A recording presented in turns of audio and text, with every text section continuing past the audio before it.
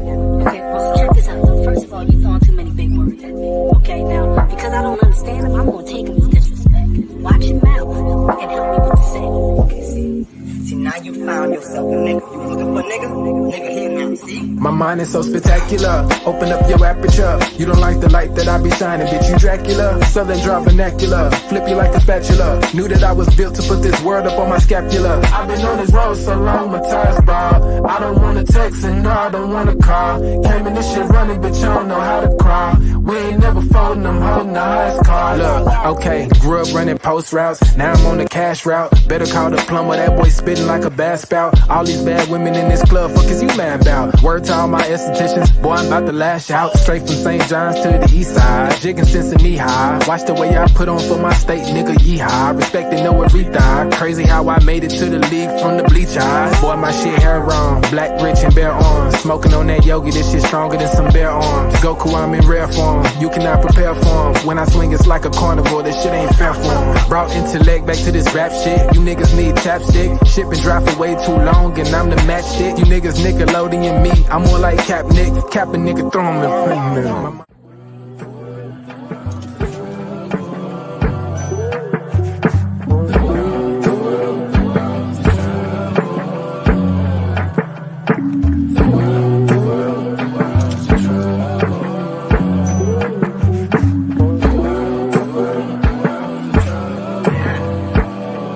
Party favors on the table, you can pick and choose. I would be lying if I said that I don't get confused. I'm just a player in the game and I don't pick the rules. Why trouble always seem to find the ones with shit to lose. About to blow like we just lit the fuse. We double dutch into this dough, I get this shit in twos. Push the button, get it started, put that shit in cruise. A little dust up on his heart, I barely get to use. A fool flatters himself, a wise man flatters the fool. Man, I just came to get it started like mechanics with tools. Cause in my hood, if you don't pack a tool, you planning to lose. These young boys deserve Oscars, they be acting a fool. A couple loose screws, but they hammer accurate. Ooh, I know some niggas stuck on drugs and manufacture it too. School of hard knocks, we all got our bachelor's food. No cap and gowns, but we all had the master. Party favors on the table, you can pick and choose. I would be lying if I said it, I don't get confused. I'm just a player in the game and I don't pick the rules. Why trouble always seem to find the ones with shit to lose.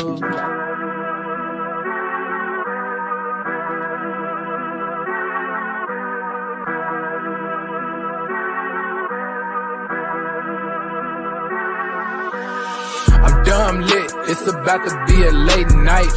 Fresh wax, shawty, show me what it tastes like. Niggas know me in my city like I'm Wayne Wright. Got them looking up to me and we the same height. Ooh, I got it bad, leaving my bag. Foot on the gas, they cannot last. Swimming with the sharks, bitch, that's a great white. Never stopping, we don't even need a brake light. Say she don't smoke, but she always smoke with me, yeah. Backwards in the air, back up in the ovaries, yeah. All my ops, they stay running like they over easy. Yeah. Even my masseurs can't just get too close to me, yeah. Shout out to Next. Soon as the ink dry, we count out the checks, yeah. I never flex. I bought up a business, you bought up a section. I'm at the top of my class, yeah. Y'all never learned from your lessons. Skywalker gave me the force, yeah. Turned this into an obsession, yeah. I couldn't wait on the team, cooking shit up with just me rolling play, yeah. Things never are what they seem, but we know the facts, yeah. Charging that shit to the game, but now I pull up with a battery pack, yeah. The bigger they are, the harder they fall, and we can just leave it at that. I'm dumb lit, it's about to be a late night. Fresh wax, shawty, show me what it tastes like. Niggas know me in my city like I'm Wayne Wright. Got them looking up to me and we the same height. Ooh, I got it bad, deep in my bag. Foot on the gas, they cannot last. Swimming with the sharks, bitch, that's a great white. Never stopping, we don't even need no brake lights. Big bro, why they call you big bro? Every time we hit the bank, we deposit zip codes. Well connected with the streets like we out in Skid Row.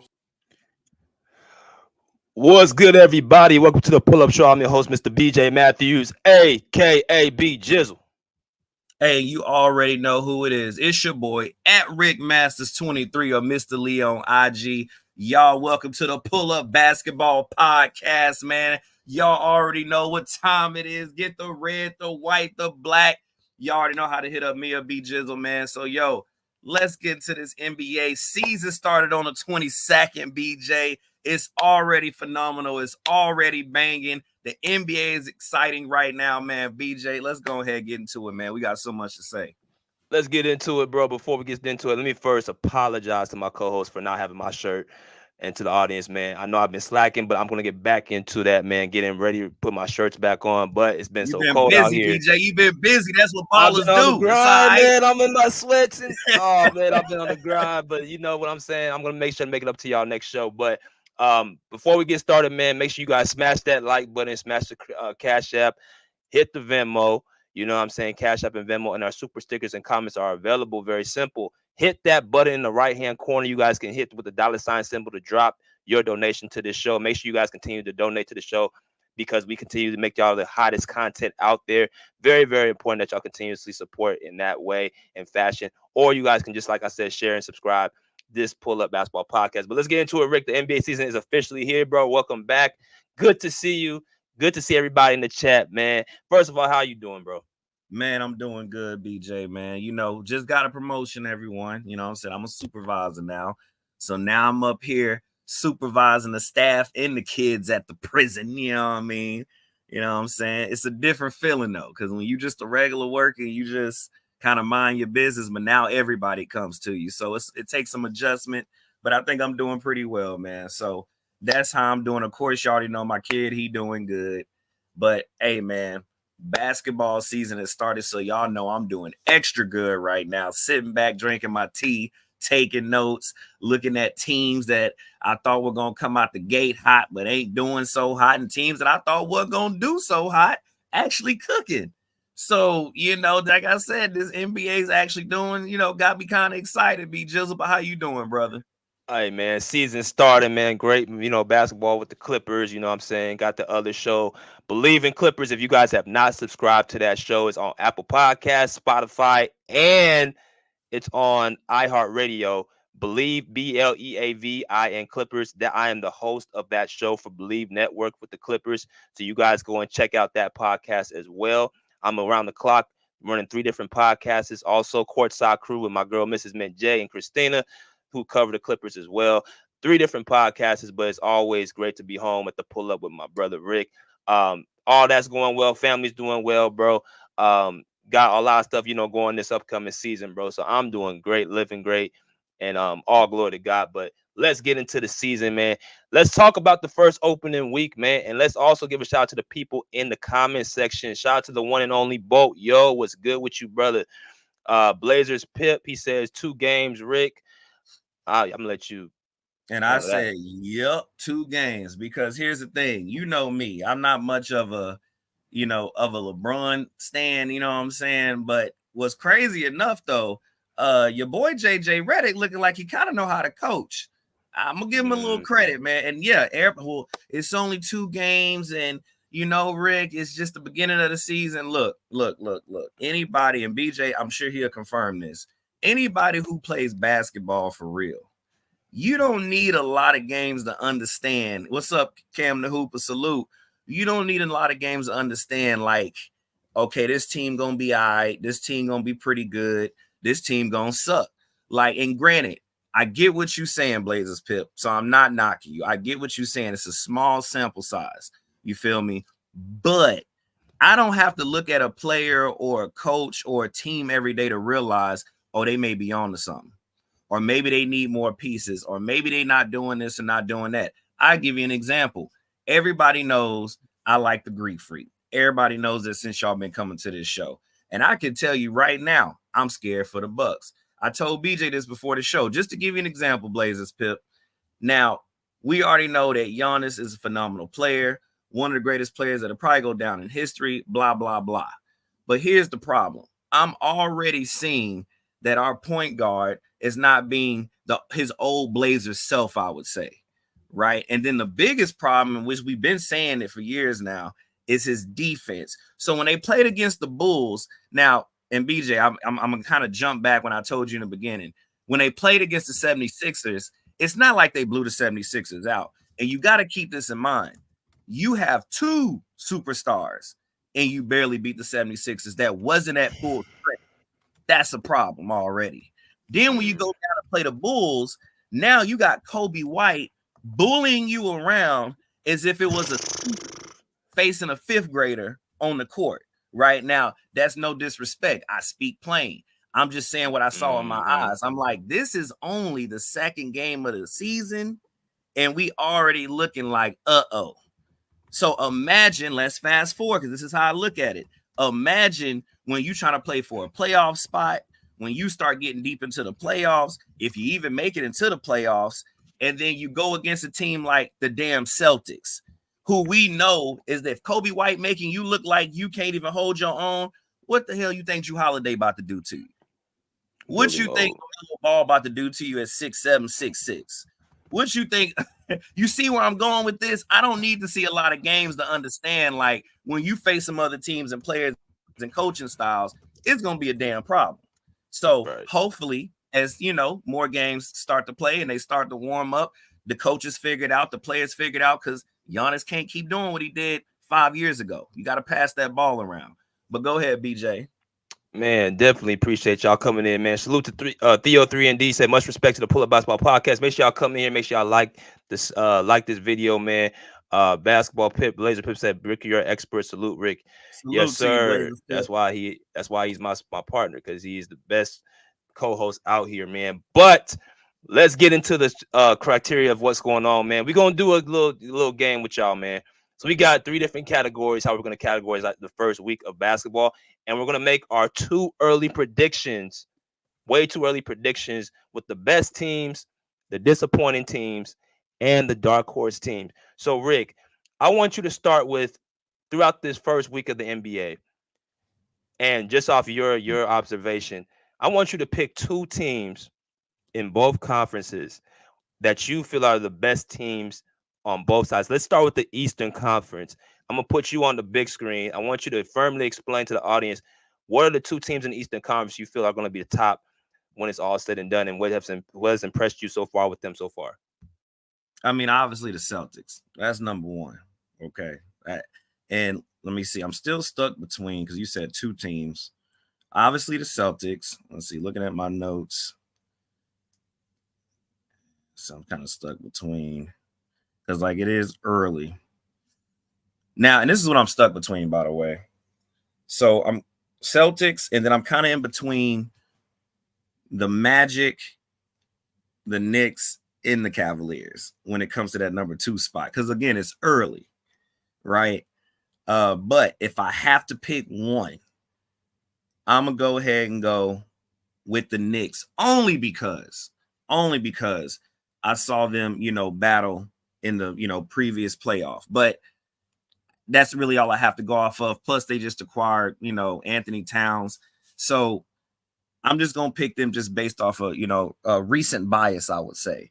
But I'm stuck between those 3 far as the number 2 spot. It's still early, like Blazers Pip said. But yeah, I'm going to go with Celtics and the Knicks. Now, Celtics, obviously, I mean, look, man, they damn near got an all-star team to me. I feel like you put an all-star team against them, it's going to be a match. I mean, their chemistry, the way they flow, the coaching. I mean, if Brown and your boy can continue to, like, you can tell they got this good synergy right now. I think they actually, you correct me if I'm wrong, I think the Celtics actually tied the Bucks in the playoffs as far as like threes or 29 or something like that. Yeah. And field goals. Like they came out opening night hot and they still cooking. And I'm like, yo, if they could keep this up, again, this may be their season, BJ. This may be like their legacy time where they could keep winning championships. Mm-hmm. So, I mean, I don't really have to say much when it comes to them. I mean, I know people like breakdowns, but all you got to do is just YouTube, NBA.com, and you'll see like Tatum and them boys, they still cooking from their championship. So we know what they can do. So I won't spend too much time on them. They just look phenomenal. Now, the reason why I'm going to go ahead and go with Knicks, I'll break that down. The Knicks, granted, they don't have the same roster. Carl Anthony Towns came. But this is what I do like, now I always have a hard time saying his name, Vincentino, that came from, how you say, the dude that could shoot the Caucasian brother with the smooth fade. DiVincenzo. Thank you, because I can't say his name. But that dude, literally like he's a firecracker and he's confident. You could tell. The problem I'm having though with the Knicks is like I feel like it's too many one-on-one players. I do feel like if they kind of brought it together as a team, because a lot of them rely on your boy Jalen and Carl Towns. He kind of does this thing. I know he's getting new to it because he's trying to become a part of the nucleus. Like Pip said, it is early, but I feel like if they can find some type of even flow, then this team will be pretty smooth. But this is why I'm stuck between Magic and the Cavaliers, because they got an even flow, right? Banchero out here dropping 33 points. You know what I'm saying? You got Spider and them boys and Evans looking like they've been playing for 20 years together. So again, when you have a team chemistry flow like that, it really don't matter how talented you are. Reminiscing back to the Spurs back in the day, when they were old, it didn't matter. They had this flow about them to where if you were not executing, they made you pay for it. And so that's what I mean by the Magic and Cavaliers, being in a tight spot with the Knicks to me, because they have an even kill flow right now. So I'm going to land with the Knicks for right now. It may change later, but Celtics and the Knicks, man. Celtics and the Knicks. You got the Celtics and the Knicks, man. As y'all come in here, smash the like button, get these people in. We got 15 people. We should have 15 likes right now. So as y'all can see right here, the standings. Y'all see the standings right here. You see the top 8 teams, the top 10 teams in the Eastern Conference. I'm going to just say this. Like I said, it's way too early predictions, but we're going to talk about it anyway based off the first opening week.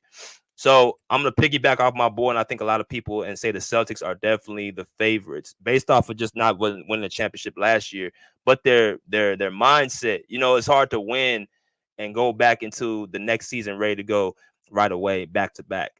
So the Celtics feel like they have a new motivation with this Jason Tatum, with Jaylen Brown, with this whole USA. I think that has now put a battery in their back to be able to be a prime team in the Eastern Conference and defend their title.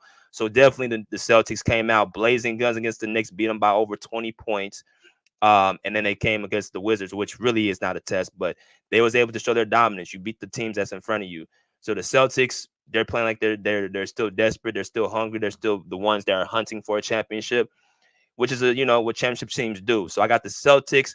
Now, the team that I had as the second team is the Sixers, but because of injuries to Joel Embiid and Paul George, we haven't seen this team put together. They're 0-2 in the Eastern Conference. They're on the bottom. They lost to the Bucks and the Raptors last night. But I need to see them fully constructed, because I think fully constructed, they're the second best team in the Eastern Conference. I do like the Knicks, but the thing about the Knicks, like you just said, bro, with their team being changed, they let go of DiVincenzo.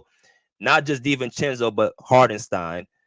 Isaiah Hardenstein in the post. I think that was a big let go. And you let go of Julius Randle, which I want to also say this Karl-Anthony Towns, Julius Randle trade. That's why I was saying before, I don't know who won that trade. Because, yes, you got Cat who can space the floor and shoot threes, but you also lost interior presence with Hardenstein. You lost toughness, DiVincenzo, and Randle. You kind of what your core and what Tibbs likes to coach, which is toughness. You lost some of your tough guys. You put them on Minnesota with, our Anthony Edwards, a team that needed more toughness around them. I think I would like to just see more basketball to see who won that trade. I think the Knicks are a top team, but I don't think they're the second best team in the East. But yeah, I got the Celtics and I got the Sixers. But as for right now, it's been impressing me the most. I'm going to take a stab and say the Magic. The Magic have been impressing me most outside of the Celtics in the Eastern Conference. And I think they're going to be that team that's going to come in out of nowhere and shock a lot of people. So I'm going to go with the Celtics and Magic, but I do got the Sixers as the second team in the Eastern Conference. Let's transition to the West, bro. Who are your top 2 teams in the Western Conference right now that you have? It's going to be OKC and, surprisingly enough, the Lakers, right? OKC, obviously, and I already said this plenty of times on this channel, I really felt like they could have made it to the finals last year, but it came down to a play. You know what I mean? It's not like the Mavericks mopped them up. You know what I'm saying? They really could have went either way. So I think OKC is ready. I think they're, they just got through putting a whooping on the Denver Nuggets, man. So, I mean, OKC, I feel like they're ready at this point. You know, SGA and the rest of them guys, if they can't figure it out, I kind of feel like it's all on them. I think, you know, like I said, their team, they're even kill balance. Like everybody knows their role. They run smooth. I really like how SGA paces the floor. You could tell everybody trusts each other. They've been in the playoffs now. They kind of got that, you know, they shouldn't be nervous anymore. I think they can do it. Just, I know this is a guesstimation. I know this is an early, you know, predicament, but I think they're ready, man. Now, Lakers, surprisingly, I know people are like, Lakers. Well, here's the thing. It's not even because of LeBron. It's because of AD. AD has always been a great player. And what I've been watching over the last 2 games with them is like, yo, if AD, you know what I'm saying, and AR-15, you know what I mean? And what's the brother number 28? Because he really playing out of control right now, too. Hachimura, yeah, Rudy. like, man, it's almost crazy how I don't even notice LeBron is out there sometimes. I like, even though I notice he's out there, it's like, it's good that they play so smooth together that I'm not noticing the person I've been noticing for the last 20 years. Like JJ, and that's, you know, showing love to JJ Redick, right? That shows you that how he's coaching, what he sees, how he wants to use his pieces, you know, when he brings the guys in and out the game, that shows you that he is more focused on winning, right? Like that's all coaching style. And he knows that AD is going to be his guy. I know he just gave him a lot of praise not too long ago. JJ Redick talking about AD. So AD can keep accumulating these numbers, man, and playing and doing what he's doing. I think the Lakers can go pretty far. Obviously, LeBron's going to do his thing, but, you know, I wouldn't put all that burden and weight on him as if we're talking about the Cleveland, the land LeBron. You know, this is an old man LeBron. So we don't really want to put all our chips in that basket, right? But AD is definitely playing like he's in his prime. And so I think with the pieces they have around them, AD, you know, being the main man right now, of course, you got LeBron and the supporting cast, man, with all that knowledge, experience, championship, all that. Okay, it's still a great player, but not what he used to be, but still is a good piece to be out there. Bro, I think the Lakers, if they can, you know, keep it rolling, cough, cough, hopefully AD doesn't get hurt during the season. You know, I took away my nickname for him because he's actually doing pretty well. Yeah, I call him Tom and Belt KD. But I'm gonna take that away for right now because he's been doing pretty well, man. I'm a fair critic. So if they could keep that going, man, and they could keep that JJ Redick keeps coaching how he's coaching and keeping those guys confident, letting D'Angelo, you know, do his thing out there. Because if you notice, BJ, and I'm gonna let you go. If you notice, like before JJ Redick came, right? Darvin Ham was there, right? You notice LeBron did a lot more talking. Like almost like as he's running a team, which most people will agree. He usually runs the team. JJ Redick's there, and it looks like a basketball team now. You don't really see LeBron talking too much. It's like, you know, coach the player, get out there, do your thing. He trusts them.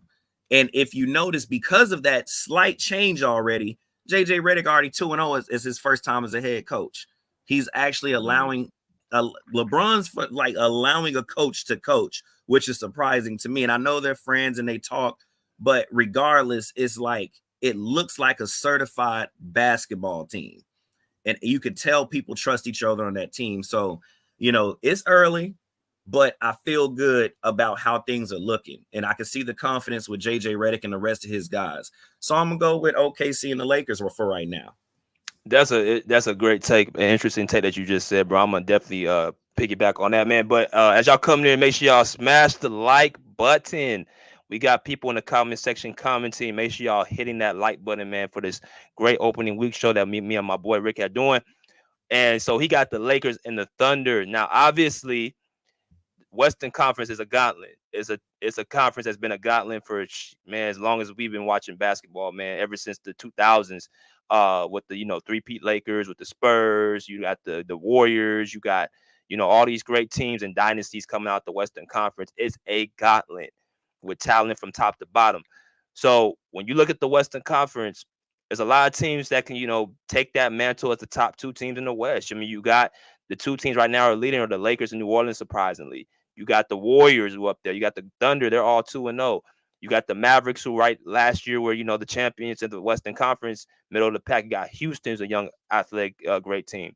Phoenix has changed their team up. Minnesota, I'm saying, gonna still, have something to say being in the conference finals last year. Like, it's so many good teams in the Western Conference that it makes it harder and harder for us to pick who are the two best teams in the West. But I'm gonna go ahead and take a stab at the first team in the Western Conference that I'm gonna say is going to be there. It's going to be OKC. We watched what we saw last year, Rick, with OKC. Now that you picked up two vital pieces with Alex Caruso, and shout out to Sam Presti, the general manager of OKC, bro, because he just continues to make great chess moves, and a GM is supposed to make moves to build their team. And as we've seen with OKC, they've been able to build a team around SGA, and they've built some young pieces with Jalen Williams, with Luke Dort, with Isaiah Joe, all these good, up and coming players, man. And I just gotta give a hand of applause to him. But OKC beating the hell out of Denver the other day was definitely a sight to see on national television. SGA, MVP runner up, and I think their team is well constructed with great balance and great camaraderie, youth, athleticism, and coaching. The Detno, I think that was named the Caucasian brother, Detno, who's coaching that OKC Thunder team, to just be able to be poised and tactical. That's why I see him as a coach, a poised, tactical coach. So all those ingredients to me scream best team in the Western Conference at this point, and one of the two best teams in the Western Conference. So I got OKC. Now the second squad is definitely tough. Because there's a lot of middle impact teams. I don't think Dallas is the top two team in the Western Conference. I thought there was a one-hit wonder last year.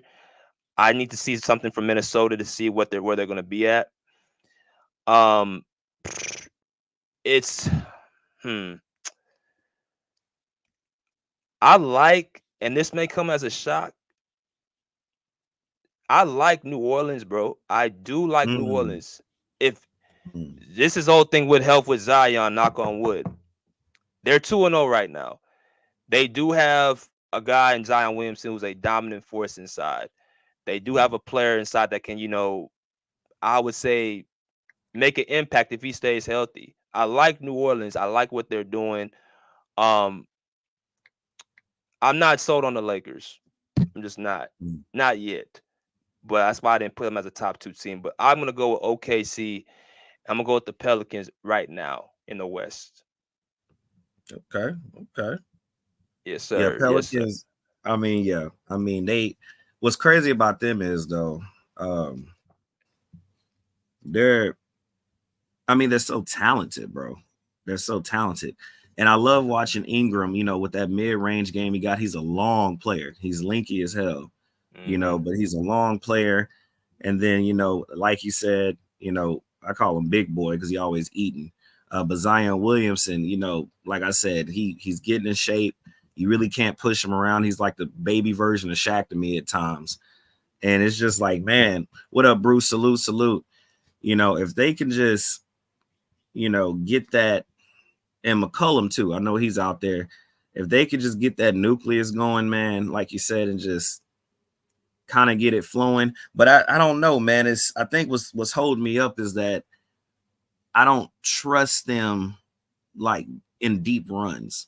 And I don't know if that's due to lack of experience. I don't know if that's due to, maybe some players get nervous in the moment. I mean, they don't play scared or nothing, but, maybe they just play against teams who just got it together better than they do, and when I say that, it's like, even though the Golden State Warriors don't have, their superstardom team as days of old, you could tell that team still has a resonance of regal, like legacy behind them, like the way they still play, like they're not concerned about losing guys or acquiring guys. Matter of fact, when you're a new guy, they train you just like that. It's like they have a whole system over there. Right. So, and I think that's what I'm alluding to. It's more so that the Pelicans, they have the talent, they have the skills, they have the players, but do they have it all together? And I think that's the part that they're missing, man. Like if they can find that that smooth, just chemistry between each other, I think they would be more of a, I would feel confident about them is what I'm trying to say in the deep run. But right now I feel like they just still trying to figure it out. That's fair enough. That's fair enough. Well, we're gonna go on a little bit of a commercial break for like a minute and a half, man, and we're gonna go into our second category. I know we kind of switching things up this year. I want to make sure I keep y'all on y'all toes. So we're gonna go on a minute and a half break, me and my boy Rick, and then we're gonna be back after that, and we're gonna get into our disappointing teams in the Western Eastern Conference. So y'all hold tight for about a minute and a half, and we'll be right back.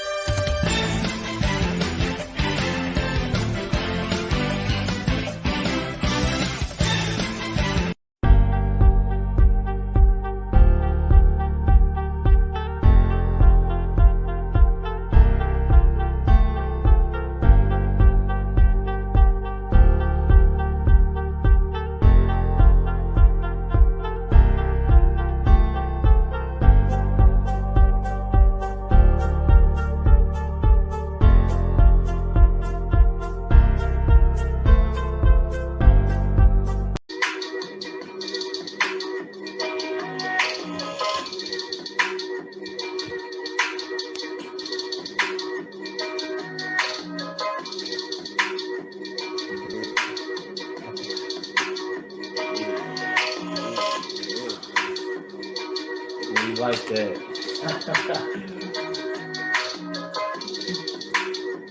Woo! All right.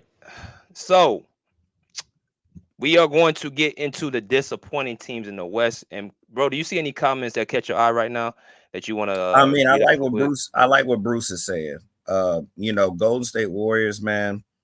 If Kuminga and Wiggins do step up, because Buddy Hield, the kid they just acquired from college, he got one of those strange names I can't say neither. I hate butchering people's names. Podzinski. Thank you. And then of course they still got Looney, they still got Green. I mean, like I said, Steve Kerr and the old heads, which of course I'm referring to Curry and Green, Looney, and those guys who won championships together. Like, you have enough, playoff and finals experience to teach the newer people that's coming in, and it obviously shows, right? Because the Golden State Warriors are kicking ass right now.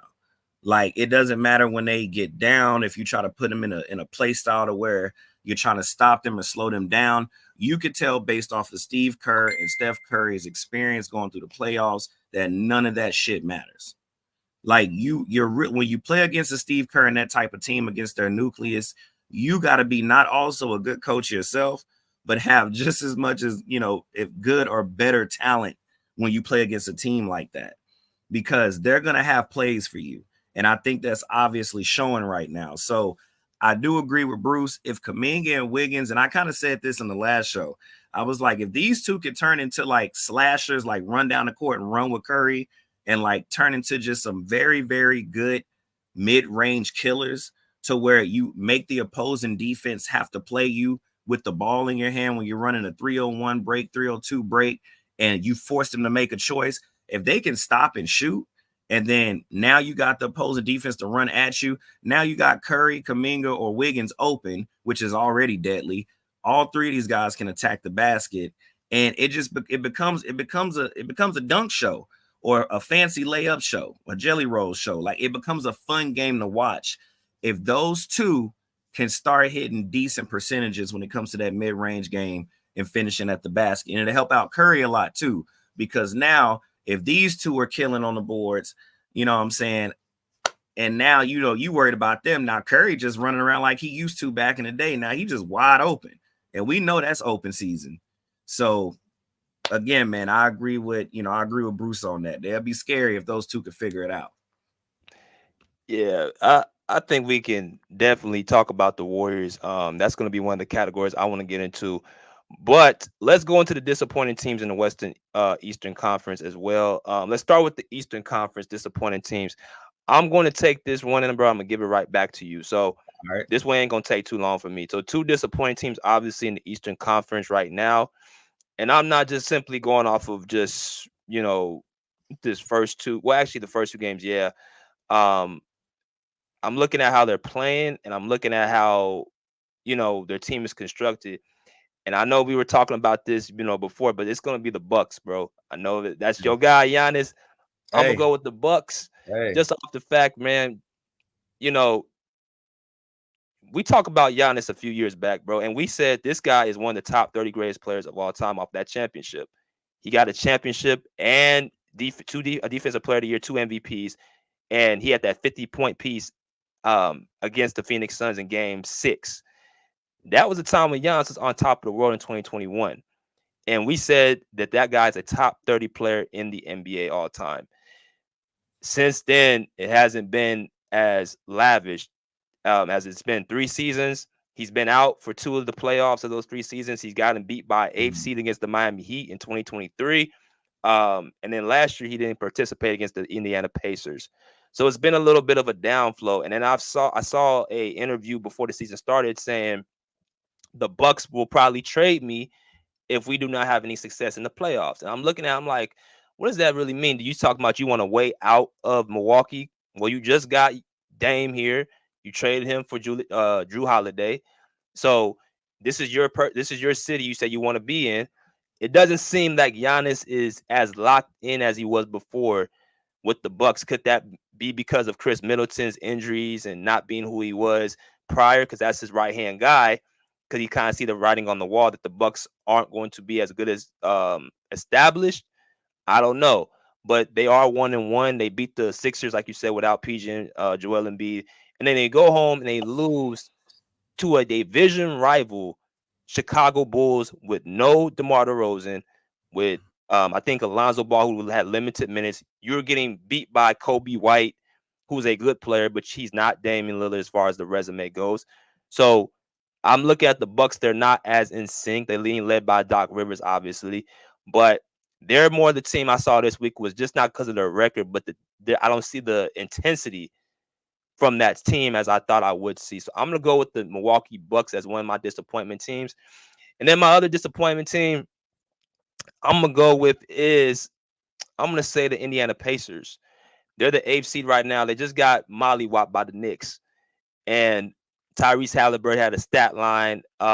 He went 0 for 8 from the field, had 0 points. The Pacers are supposed to be a team that got to the conference finals last year. I know this is early, but like I said, I'm looking at how they playing. Yesterday game against the Knicks, they just laid down. I don't know I don't think they had a back-to-back, but this is a rivalry game against the Knicks in the Garden, and you just go down and lay down the way you did. Um, the mindset of the Knicks, how they played yesterday, and how I feel like them just relying on offense isn't going to cut it. They're going to have to lock it on the defensive end. They're going to have to show that they can actually stop teams from scoring, because if you can score 120, 130 points, but when your shot's not falling, like Tyrese Halliburton's wasn't last night, you're going to have some problems. So I think really in reality, when I look at just the body movement and how the teams were playing throughout this week and the expectations I have for these two teams, I expect the Bucks and the Pacers to be a top 4 to 6 seed in the Eastern Conference, and you cannot play how you played. So I'm gonna go with them so far, the two disappointing teams and beyond. All right, man. All right, and I'm gonna have to say the Bucks too. Now, so when you said it, it didn't shock me. And I'm just an honest person. I don't care how much I love a person. I love watching them. Facts are just facts, man. Bruce kind of already said it. I mean, letting go of Drew Holiday, and you know how I felt when that first happened. You were trying to keep me level-headed, BJ, when that trade happened. You were like, man, just give it some. I was like, nope, because I already saw the writing on the wall. Because what we have to understand is when Lillard was in, Portland, the team, like the city, the team, everything was revolved around him, right? I mean, double screens are being set. It was his world, right? So I already knew, I'm like, okay, when you take people out of their element, right? you're coming to a guy in Giannis where that's his team, first off. So that dynamic alone is going to be a trippy one, because it's not like a Kobe and Shaq where whether one of them, whether if you're fighting each other, you still can average 25, 30 points amongst each other, even if you're arguing, because that's just how great you are. But let alone, at least with Kobe and Shaq, they also could play defense, right? So even if they're not on the same page, they're still effective at times, not fully effective as we saw in the finals, but they're not effective even when they're not, getting along or whatever. So why am I bringing this up? Because Lillard and Giannis actually get along. So you get along and you still getting spanked. And then on top of that, you got Giannis playing the same style of ball he's been playing since 2021. And as we can already see, BJ, everybody in the league right now is not playing hero ball. They're playing team basketball. They're moving the ball. They're making cuts. They're making adjustments. They're cutting down to the back door. They're coming up off the high screen. They got people cutting across the paint. You got big man coming high, little man coming low, curling. You're the only team in the league right now that is still playing in the early 2020s. You're still trying to take the ball and just charge it down the middle. That's not going to work in today's game. It's just not going to happen, especially in a way that the even flow of the rest of these teams are playing. So you're stuck in time. Then your superstar point guard can't hit a damn shot, can't stop anybody. Like you said, Kobe White is making him look like it's a senior versus a fifth grader. So when, like I said, when you play against a guy like a LaMelo Ball, when you play against a guy that's like super fast or very tactical like Drew Holiday, when you play against guys like these who are very good at defense and want it's like visually I already see the downfall. Like I'm like, bro, are we even gonna go to the playoffs? We're gonna go in the play in. I can't even tell you that right now. I can visually just be like, holy crap, right? So it's early though. Now, Pip, this is where I'm gonna piggyback off of you. It's early. All right, it's early. But from what I'm seeing, damn. Okay. Damn. And then the second team, obviously, I'm gonna go ahead and say Detroit. I mean, that shouldn't be surprising. And just to give you a little bit of why, I mean, Cade Cunningham is balling. He's balling, but he's the only one balling. That's a problem. He's averaging 30-something points, but the rest of his team, I mean, shit. Tim Hardaway Jr., T. Harris, Duran, Ivy, I mean, Beasley, Stewart. I mean, yeah. So most of these guys are barely getting over 10 points. And I'm just trying to figure out, these are NBA players. Like, I'm not saying you're supposed to win every game or, what I'm getting at is you're an NBA player, man. Like, at least get to 15, at least get to a high 18, maybe 20 points. Help your teammates out, bro. So, and I mean, I guess I really didn't expect a lot from them, but I'm thinking, Kay's been in the league for a little bit now. So I would figure, the coaching, the getting used and adjusted from college to the NBA. I mean, 3-4 years, like, maybe we start getting this thing going, but it's almost like everything's regressing terribly. So yeah, I'm going to say the Bucks and Detroit, man. It's just two teams that I'm just like, it's scary to watch. And hopefully the Bucks can turn it around. But Bruce, you already took the words out of my mouth. When you got rid of Budenholzer and you got rid of Drew Holiday, I don't know what the hell they were thinking, but we're going to see how this ride goes. We're going to see how this ride goes. But go ahead, BJ. The really said, what about Jimmy bum ass? Here's the thing about, I know y'all watched the game against Orlando. Orlando, like I said, is a good team, and that's their first loss. Miami they always do this.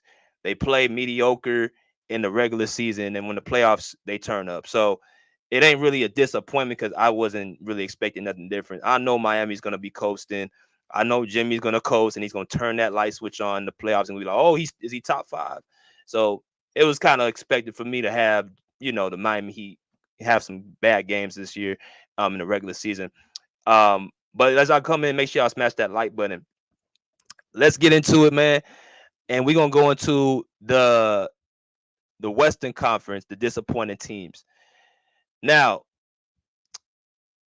I wouldn't even say disappointment as much as I would say like uh teams that are a little bit overrated and are teams that are not as I think people are putting too much stock in that, are not as good as publicized. But the team that I feel like is going to drop off, or the team that I feel like is going to be not as good as last year, um, I think one team I got the Mavericks, and I'm gonna tell you why. Now, like I said before, the Mavericks, to me personally, had a one-hit wonder year last year. They got a lot of breaks. We ain't got to go too deep into it, but I feel like they got a lot of breaks last year. I do not think they're a dynasty team. I think they're one of those teams that had a great year one year, and then the next year you're gonna be like, where the hell happened to them? They did win the other night up against the San Antonio Spurs, which is a young up and coming team with Victor Wembanyama. Klay Thompson shot the lights, had a great game. Very happy for Klay Thompson. Um, but the Spurs are just basically going to be a play-in at best team in the West, and they may not even make that.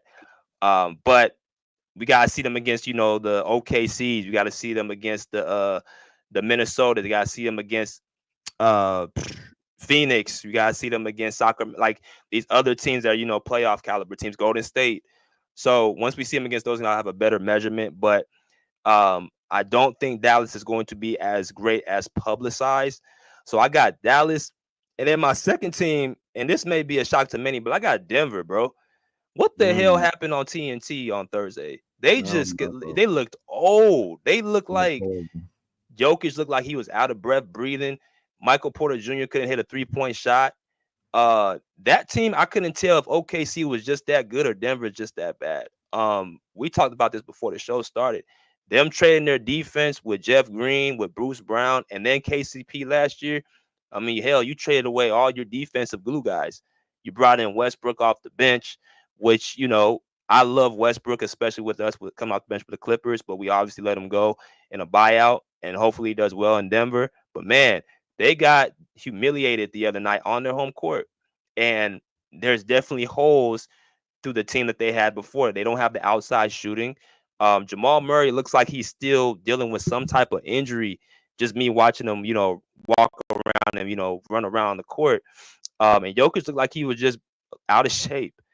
It was embarrassing to watch. Denver's another team that got a lot of praise off of that one championship, but they obviously ain't looking like the same team, and they don't have the same fire. They got eliminated last year against the Timberwolves in the second round in Game 7 on their home court. So Denver, to me, being promised as a championship caliber team, you have a 3-time MVP in Nikola Jokic. You have to set a statement on your home court when you face these young bucks with SGA and Chet who are coming for you. So I thought that was very, very disappointing as a team. Now I do think Denver will still be a playoff caliber team in the West, but it ain't gonna be no top 3, top 4. I think they're gonna be a 5th to 6th seed in the Western Conference. But that was my disappointing teams, Rick. I'm gonna pass it on to you.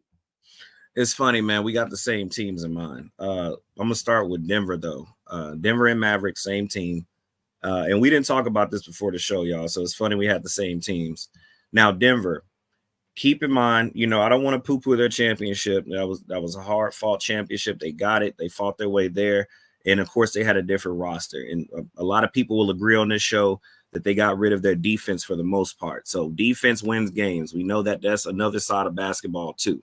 So you can score all the buckets you want, but without no defense, I mean, hey, it's really no point. You're just trading buckets. So here's the thing about Denver, though, and the reason why I picked him. Because Joker, you play for 35 minutes, right? It's mostly the majority of the game. And even though he hit a triple-double, right? He hit 16 points, 12 rebounds, 13 assists.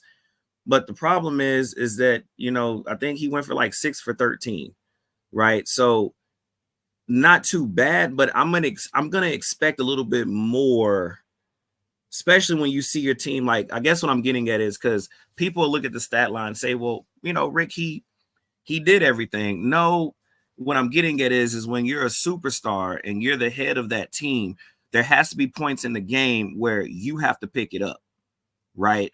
There's a point where it's like, okay, we're not doing too well. I need to focus on scoring more. Or if you want to stick to passing, then I need to see those assists at like 25, 30.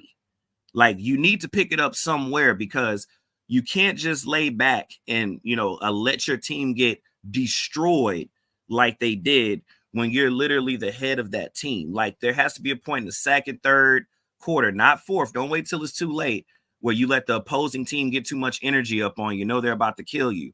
You, as a leader, you have to sit back and say, okay, we're down right here. You're looking at the stat sheet. Okay, my guys are really not playing. The bench only gave me 16 points. I need to pick it up. I need to get my guys going, right? I need to get this fervor built up, right? And I did, like you said, BJ, I didn't see that, right? It was just, it took the ass whooping. And again, it could have been for many reasons. I mean, we see Joker sometimes drinking, alcohol and partying on tables in his hometown, his home country. So it could have been, a lack of, keeping your body up and staying fit, whatever. But there's no excuse when you're getting paid millions of dollars and all you got to do is play ball, right? Over here in America, we paying you millions where you got people working on trains and in coal mines and, taking out poop, trucks and trash cans. We don't care. We want you to ball, right? That's all you got to do is come ball. So at the end of the day, I didn't see that from the leader of that team. He did not pick it up. He did not get his guys clicked in. And I'm solely going to be like, again, those would be nice numbers for a second year, first year guy that's just getting his feet wet. Bro, you're a champion, right? You're a champion. You got to get it going. Now, Jamal Murray, I never been on his hype train like most people have. Never really been on his hype train because I look at him how I kind of looked at Kyrie Irving and LeBron James back in the day on the Cavaliers. He's just a weapon to me. I don't really put too much on his shoulders. Like he's really just a weapon. But when your weapon is not firing, that's a problem, right? Because he also had a very poor shooting night, bro. Like we can't be doing, and let me go back to his stats real quick. When I saw that and I saw how he was playing, I'm like, bro, what the hell is a 4 for 13? Like at least hit half the shots. You know what I mean? Like it's just terrible. Your weapon's not firing. The guy that's holding the weapon and he doesn't want to fire today. He doesn't want to use the weapon. And like you said, y'all are champions. So play like. So that's what makes them disappointing to me. It's like they had no fire, they had no nothing. So that's why I picked them for as a disappointment. And then of course the Mavericks. Pretty much, I won't go too deep into them because you kind of said everything I was going to say. They're not a legacy team. Like I said, to me, it could have went either way, especially in that OKC series. I really feel like OKC should have won, but since I'm a Texan, I was like, let's go Dallas. Let's get lucky. But in all reality, no, they can't sustain with a team like that. They're definitely going to have to figure it out. I mean, they're fun to watch. Like I said, it's kind of like you said, BJ. I don't really have nothing bad to say, but at the same time, I'm not going to sit here and lie and be like, oh, yeah, this team can stay together for the next 5-6 years and potentially get 2 championships. Neither. It's just, no, they're not constructed to where when you go up against teams like the Boston Celtics, which we already saw, you're going to get your ass toe up from the flow up. So they have to make pieces and changes to where they can match teams like that. And like I said, I won't go too deep with them because you kind of pinpointed everything. But yeah, man, those are my 2 teams. Yeah, same here, bro. I got the Nuggets and the Mavericks in the West. And there's a lot of teams we can talk about, bro. And we're going to let the people come in and, in a minute after we go through our last category. As y'all come there and smash the like button, we got 30 people, man. Let's get these likes up to 30 likes. I know it's early Saturday morning. This is a show with the opening week. Best teams, disappointing teams. And now we're going to go into the dark horse teams, bro, in the Western Eastern Conference. So we're going to do one team on this category. So as we look at the dark horse, for people who do not know what dark horse simply means, all it simply means is a team that's you're looking at is going to surprise the hell out of everybody in that conference and even in the NBA. So when I look at the dark horse team, when I look at the team in the Eastern Conference that's going to cause some trouble with the top teams, and it's a team that can possibly put some of these top teams out, in the Eastern Conference, I'm going to go with the Orlando Magic. I'm going to go with the team that has a lot of youth who've just signed a veteran guard in KCP, and a team last year, people don't know, was the 5th seed in the Eastern Conference as is. They're 2-0 in the Eastern Conference right now. Orlando is a team that's more of a small market team, so a lot of people don't even really pay attention to Orlando. They're one of those teams that's kind of just, you know, to the side. But now that you brought in a Paolo Banchero, who's a up and coming star, now that you got KCP, who's a veteran who has two championships with two separate teams, now that you have a guy, you know, Jalen Suggs, their point guard, they just signed to a deal. Um, they got some good pieces over there. It's going to determine, this is why I have him as a dark horse, how quickly Paolo Banchero becomes quote unquote a all-star caliber slash superstar player. That's what it's going to depend on. Paolo Banchero is 6'9" with size, who can play inside, who can score in the side, he can, you know, hit mid-range shots. He's an average 3-point shooter. He's a good defender. They got good length over there in Orlando with Francis Wagner as well. And they got this other dude. I can't remember his name. He's an African brother, but he's also over there as well. I think his name is Jonathan Isaac. They have a great overall team over there in Orlando with a bunch of good players. And Paolo Banchero can be that star player that they have. He's hungry. They got eliminated in the first round last year against the Cleveland Cavaliers. They are a dark horse team for me to put out a top team in the Eastern Conference based off of their personnel, their depth, and I think their hunger to prove something this upcoming season. So I'm gonna go with, you know, Orlando. I wanted to choose Cleveland, I really did, but I just think Cleveland really, it's not even about them. They should be. It's time for them to, you know, be in that mix with Indiana, with New York, with Philly, with Milwaukee, all those teams. It's time for them to be in that mix. So I don't look at them as trying to sneak up on anybody. You should be in that mix. Now, Orlando's a young team that nobody really has seen coming, but I got them as my dark horse in the Eastern Conference right now. I mean, those are good picks. Now, my dark horses, obviously, Orlando and the Warriors. Now, before I even jump into those two teams for my dark horses, somebody said something to me. Let me go back up real quick. B Skrills, Eric Masters. Yeah, they do. I like how Todd Jerome is playing. Oh, absolutely. Todd Jerome, for y'all don't know, Cleveland Cavaliers, he literally only gets like probably 13 to 15 minutes a game, but he makes every minute count when he goes out there. I mean, he pretty much scores a point every time he's out there. So think about a point a minute, right? Basically comes off the bench and you know, does damage. Like, he's a very good support role player. I think he can even move up and be a good, you know, I would say 6 man if it ever comes down to it. But yeah, Todd Jerome, like, dude is nice. I don't really have too much, like, you know, bad or anything to say about him. I mean, obviously the coaching and whatever the GM and the team wants to do with him, far as like moving forward, if they want to move him up in rank. But it's hard for me to really gauge him sometimes because he doesn't get that many minutes. But I do take note that he makes every minute matter when he's out there. Like, he's a big help to the team. And like I said, if you give him 15 minutes, he's lying to give you 15 or 16 points. You give him 12 minutes, he gives you 12 or 13 points. Like, he's very effective when he's out there. So, you know, gives you like 4 rebounds, 4 assists. He's effective with the little time he gets. So I like him. I like that guy, Cleveland.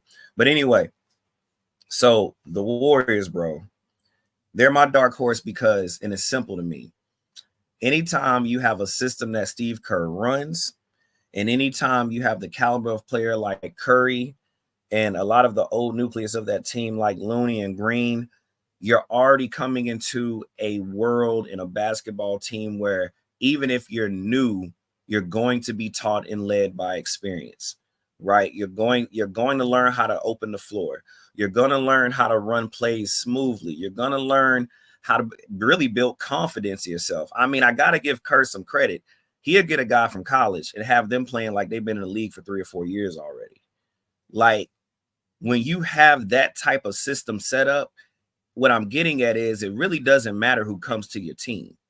As long as you have the nucleus, the players with that kind of experience, the coaching with that kind of experience, to me, they will always be somewhat of a problem, dark horse, or threat to any team, right? Like, you just really can't write them out because they just have too much legacy residue in them, right? So it's not one of those, even if they're not doing too well during the season, you can't go play the Warriors and be like, oh, this is about to be an easy win. Hell no, because they know how to run plays on the fly. They know how to adjust, you know, make adjustments on the fly.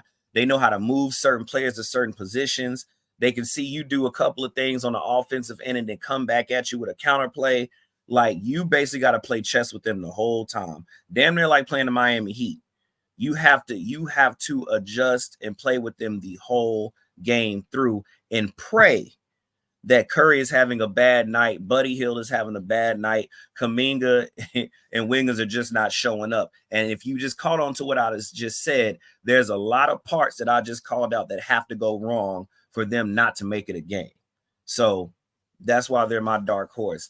Now, the other dark horse, now look, man, Banchero and I mean, look, and it's not just him, but like Wagner, like, bro, I don't know what happened over the course of 2 or 3 years, but these dudes are playing with some confidence, man, and they're playing together, right? Like, the team itself is just like what I kept saying about that even kill nucleus type of thing. That's how they're playing right now. They're playing very confident. They're playing very smoothly. Banchero is playing like he knows he's that guy, and you can tell when people play like that. You know, like, he's bodying people, he's shooting the ball with confidence. Dude's playing hella defense. I mean, team-wise, they're playing hella defense. Bro, if they could keep this going throughout the season, BJ, like you said, they may be a team in the playoffs that actually may shock us and be like, well, damn. Like, we get into the, you know, second round, we get into the Eastern Conference Finals. Like, they could be that type of team, but they're going to have to run into them Cleveland Cavaliers again. So, you know, and I'm cool with people picking Cleveland as a dark horse as well. I can see why they would say that too. So I'm gonna go with Magic, and of course I'm gonna go with I said the Warriors. That's the West. Hold on, we in the East, right? Cleveland. Are we in the West or East? Because I'm mixing up my teams now. I think you said the Warriors in the West, and you said you got Orlando in the East. So okay, so are we in the East or West? Because I got my teams. East. We in the East right now. We in the East. Yeah. So Magic, and of course I'm rolling with Cleveland. That's why I did that. Cleveland and Magic. And just real quick with Cleveland, old buddy had me talking about it a little bit. You got the bench, like their bench in Cleveland. I really love it. The support cast, Todd Jones, one of them. But man, Spider is fine, which is D Mitchell, y'all. Spider is finally playing as a team player. He's not trying to drop 40, 50 points, 60. Like, he's not trying to, you could tell. He's starting to use his guys. He's starting to play with Evan Mobley. You know what I'm saying? Like, he's starting to play with the rest of those guys, right? And so, and BJ, me and you called this out. We were like, if this dude could just learn how to elevate the other players on the team and just play with them, Cleveland's going to be a problem. And I think he's starting to figure that out. I don't know if not, you know, if getting his butt kicked or going down to the wire against the Magic in the playoffs showed him that, because Evan Mobley started turning up in those last 2 games against the Magic. Like, you know, I don't know if that's what kind of got his brain ticking, but he started to realize, I don't need 40 points. I don't need 71 points. All I need is a good solid mid-20, get this ball moving around, and we can actually be a dangerous team. So it's going to be dark horses for the East. It's going to be Cleveland and the Magic. My bad, y'all. I had my brain wires kind of mixed up. Nah, we good, brother. We got our Eastern teams. I'm about to do my Western teams, and we're gonna go ahead and get up off here and let y'all, you know what I'm saying, talk, get y'all, you know, your takes on it. But my Western teams, and this is a fun one, bro. And understand, dark horse, y'all, is a team that is suspected to creep up. A dark horse ain't a team that's already had success in the top, and you know, as of recent. And you know, they gonna come in and sneak up there. People are already trying to get on them. Like this guy Theo Hall said, Minnesota they're my dark horse. Once that bench gets clicking, don't sleep on them. I don't look at Minnesota as a team that's looking as a dark horse. They're a team that's supposed to be a top seed because of what they did last year. I don't put them in that category, but definitely appreciate you to comment, bro. I'm gonna go with my first dark horse in the Western Conference, and this may be crazy, but and we talked about this, bro. With the whole, I want to put the Clippers as my dark horse, but because of Kawhi's situation, it's hard for me to put the Clippers as a dark horse right now. But I will say this, with Kawhi Leonard on the court, when he comes back and what we've seen with this team, I feel like with the West not being as top heavy as in recent past, they could make a splash and beat any top team in the Western Conference. They can beat OKC. They can beat Dallas. They can beat New Orleans. They can beat any top team in the Western Conference. because I don't see the West as top heavy. There's no real dominant team. Every year, the NBA has shared a championship with a different team. So there's not a real dominant team. There's not a dynasty like the Warriors, like the Spurs, like the Lakers in the 2000s that's just sitting there and you got to dethrone them. So it's pretty wide open.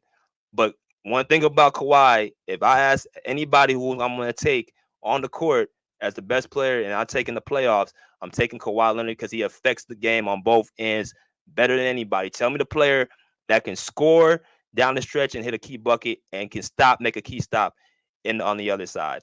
That's what you need in the playoffs. But the Clippers would be one of my dark horse teams if Kawhi Leonard's on the court.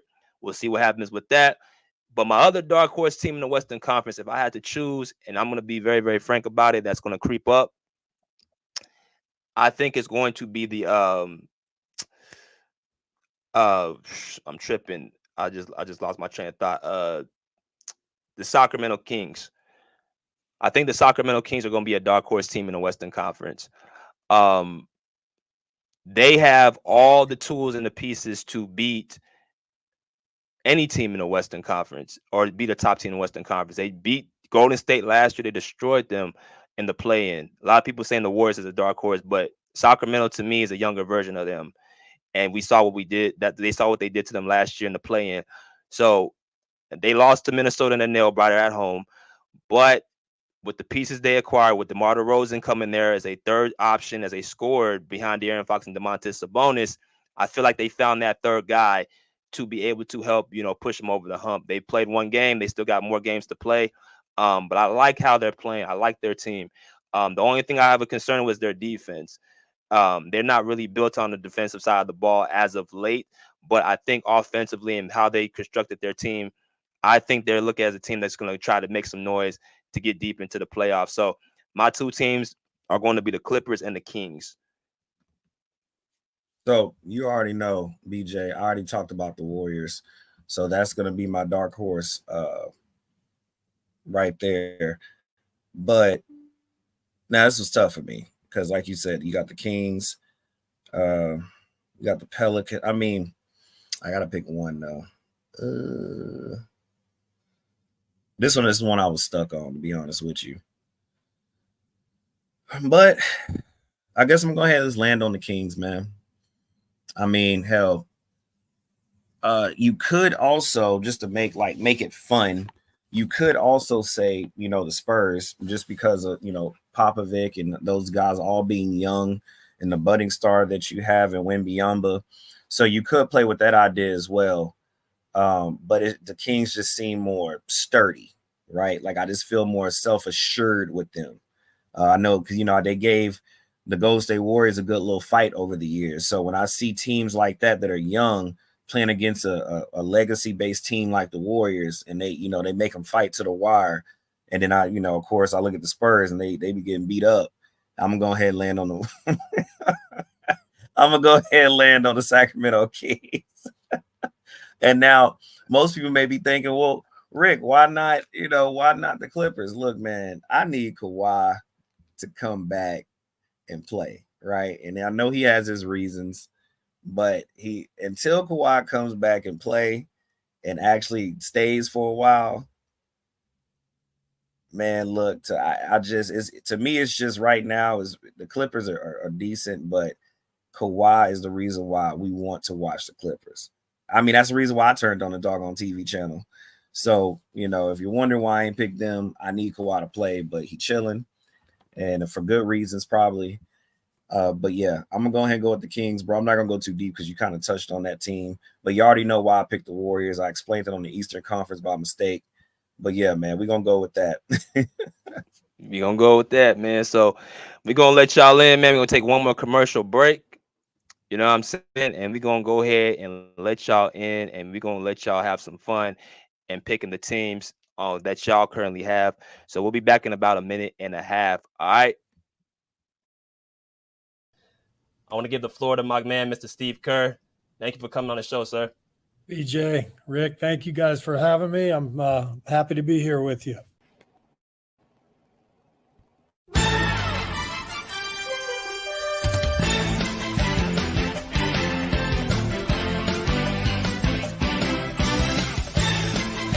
know it historically, he's a very accurate 3-point shooter. So we know that Steph Curry can shoot. We know that Coach can shoot. And so my question to you is, was there really anything you had to teach Curry, or did he kind of come with it already? No, I've never talked to him about his shot. He was an all-star by the time I became the coach here. I learned a lot from him, watching him work out. He trains so hard. His shooting routine after practice ends is mesmerizing, and I've had a lot of our players watch Steph to try to pick up on some of the things that he does, and so I've learned as much from him as he has from me. But we've just had a great collaboration. But he's the greatest shooter of all time. I didn't have to teach him one thing. I appreciate you answering my question. That's it, BJ. I think you makes you top 5 coach of all time. Like, I ain't trying to even ruffle your feathers. I think you're top 5. Bro, that was a year removed from that interview, bro. Steve Kerr, always got love and respect for that guy, bro. That was a great interview, and what he talked to us after the show, man, and just really open guy. So it's not even about basketball with him. It's just simply just him as a human being. Steve Kerr's dope. Man, he was a good vibe, man. You know, people say it was a good time. He was definitely a good vibe. Like, Steve Kerr was just, you could tell, like, his spirit alone, very inviting.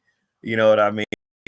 I had him laughing off my laugh. Like, I guess my laugh is addicting to him because I was like, we kept laughing off each other. So that was pretty funny. As y'all can tell, it's been a year. I had the Rosa Parks hairdo. Now I got the feed hairdo now. So, it's like, it's been a minute, man, but that's just cool to see the legacy of our own channel, man, and everybody who comes to watch us and spend time with us and speak with us. That's the biggest thing to me, man. Despite the cool people that we meet and interview, and despite everything else, man, the channel would not be what it is if it wasn't for you guys showing up when we show up and just talking basketball with us and barbershop style, man. So we love you. BJ, let's give it up to the crowd, to the fans, to the people who love coming to the show. We mean that sincerely, man. We love y'all, and we appreciate y'all coming to check us out. But let's hop back into it, BJ. Let's go to our guy, Kirk, a.k.a. SGA's biggest fan. You already know, BJ. What's going on, Rick? And he's How you doing, sir? I'm doing pretty good. I'm doing pretty good. How y'all doing? Doing good, brother. Man. Doing That's good, man. I watched a little bit of y'all chat, and yes, I am an SGA fan, and yes, I'm glad the NBA is back. So let's get it. I got a couple things to say. So we doing the dark horses for the West and the West and the East, right? Yes, you can just run through it, man. You got who you think's the 2 top teams in the West, 2 top teams in the East, worst teams in the West, worst teams in the East, and the 2 dark horses in the West and the East. You can just run through it. Okay, that's a bet for the East. So I'm gonna definitely agree with one of y'all said the Orlando Magic. I had Orlando coming in this year like one of the top teams just in the NBA period. But I'm gonna definitely say Orlando, just the way you could tell they have a real system over there. And even what's that boy's name? Pablo, what is his name? Monchero. I always fuck up his name, but obviously this is his second year, but you can see that he is a passer, and that's what I like about him. He passes the ball, he gets his teammates involved. That's why I like about him the most. He's not a selfish star. So, and I'm not gonna lie, they bench is tough. They shoot a lot of threes. Those Wagner brothers, they're very good. IQ wise, they play in the post a little bit. They play big. Yeah. So, and I forget that one boy that point guard black. I forget his name, but he's tough too. The Orlando just has college Arizona, right? Yeah, he's tough, man. He's tough. His IQ's he got a nice IQ. I could see he knows how to work the pick and roll, and he has a jump shot. So Orlando Magic, they have a really good system over there. So I'm definitely going to say Orlando. Another team in the East, I don't know. I low-key wanted to say I don't know. I haven't really watched too many East teams other than I watched a little bit of the Hornets. I can't really say the Hornets, but I do like the way they look. I guess I'm gonna have to say I mean, I know y'all said Cleveland, but I haven't really watched Cleveland, so I can't really say anything about the East. Maybe the Pacers, but there's not too many teams that impress me over there. So I don't know what to say to you. I'm just gonna say Orlando right now. For the West, I'm definitely gonna agree with BJ. I'm gonna definitely say the Kings. I think DeMar DeRozan takes a lot of pressure off De'Aaron Fox. I like De'Aaron Fox as a point guard over there. And obviously he still plays defense from what I've seen from when they faced the Timberwolves. So definitely the Kings. Sabonis, I forgot he almost averaged a triple double last year. I mean, he's a baby Jokic. So yeah, the Kings for sure. Another team in the West. I'm not going to say the Clippers though, but like I said, I haven't really watched the Clippers. I mean, so if I can say this team, if this makes any sense, I'm probably going to say the Lakers. I'm not going to lie. They impressed me for the first 2 games they played. Anthony Davis is actually playing like a top 5 player. It's just the first couple games though, but the Lakers look nice. I like how Hachimura looks right now. I think they need to play him more. I think JJ Redick is actually being a decent coach over there because it seems like everyone knows their role. Even LeBron looks like LeBron, but obviously he's not the best player on the team. So that's what everyone needs to know. He's not the best player on the team. He hasn't been since 2020. But the Lakers, they're definitely going to be a dark horse. Like they're definitely like you can see they're well coached. Like they're just well coached from like years, like from years prior. But I'm gonna say the Lakers, and I'm gonna say the I already said Lakers and Kings. So that's But you said the 2 worst teams too? Yeah, the 2 worst teams 2 worst teams. Oh shit. Okay. Shit. Well, I guess the Lakers. I mean, Portland and the Utah Jazz. I mean, that's what I'm probably gonna say. Probably the 2 worst teams in the West, and for the East, I'm probably gonna say shit. I don't want to take too long. Probably Toronto Raptors because they're pretty bad from what I've seen, and probably the Brooklyn Nets. Okay. Yeah, that's just my takes right there. And so let's see. I go down the list. Bruce, how you doing? Good morning. Good morning, BJ, Rick, everybody. Good morning. I don't know if BJ dropped off or not. Let's see. Is this him? No, that's Bolt. I can put him in What's here. up, Bruce? But all right, BJ will hop back in if he can. But I'll keep the show going. So Bruce, let me know your 2 top teams, the 2 worst teams, and your 2 dark horses, brother. 2 top team in the West.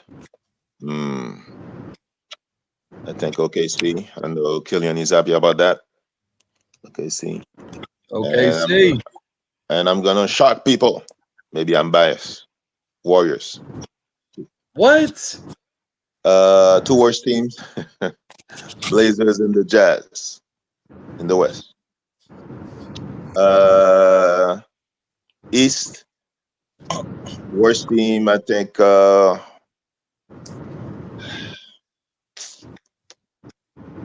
I think it's the Hornets. The Hornets are bad to me. Okay.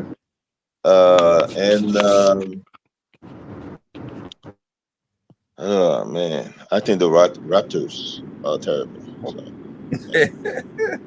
Oh man, damn. I think they look pretty decent. He said they terrible. I wouldn't say they're terrible. That's crazy. They're terrible. I don't want to say trash. So when I say terrible, I mean trash. So, oh god. Best teams in the East, I think. Best team in the East, Celtics. I just didn't want to say Celtics, but Celtics, and man,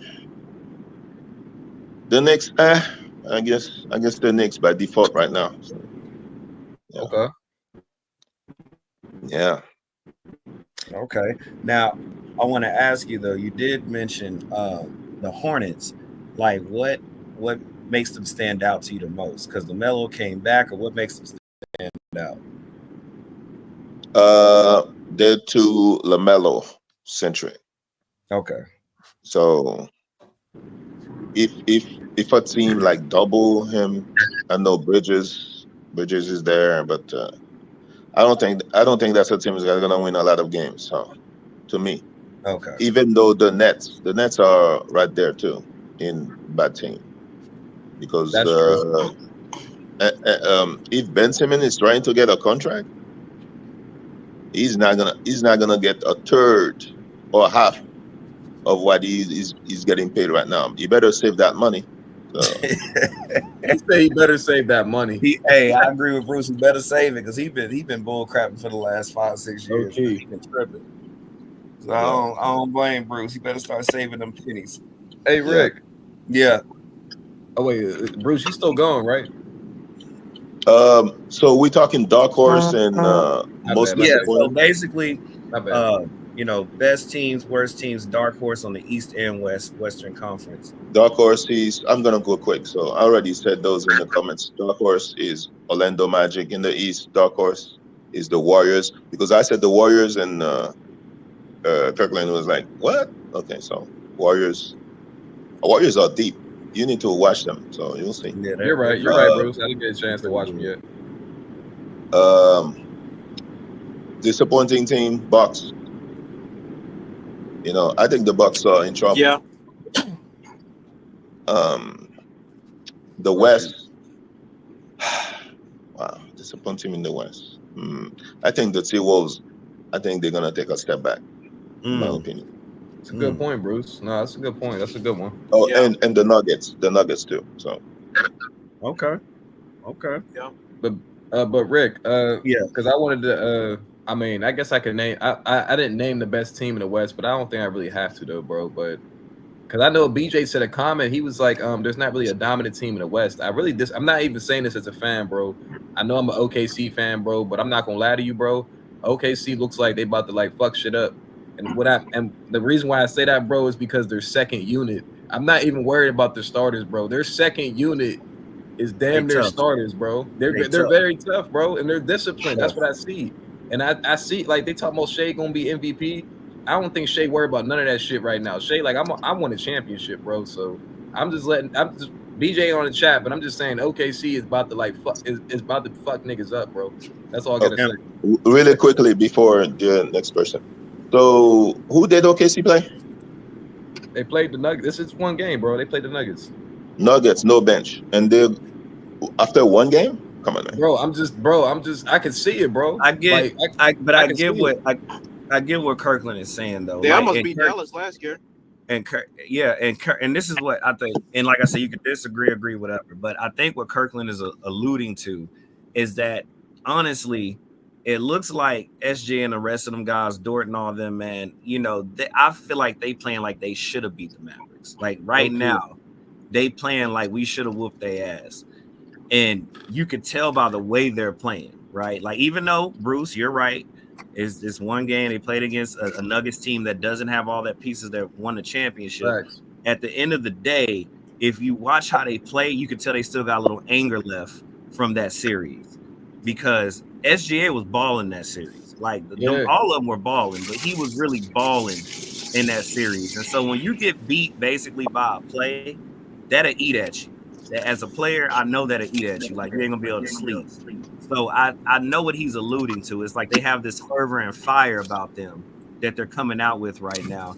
And if they could keep it up, especially with, like I said, they're deep. They got a bench. Obviously, Denver Nuggets don't have a bench, so they should have won like they did. I think it should have been more of a better game. I feel like Denver didn't really play their best, but I get what he's alluding to. They are playing with this little match under their butt, man. Like they mad about something. I know what they mad about. And Rick, what's crazy? This is my last point, bro. They didn't even play that. I watched OKC. They even played. That wasn't even their best game, bro. That was not even their best game.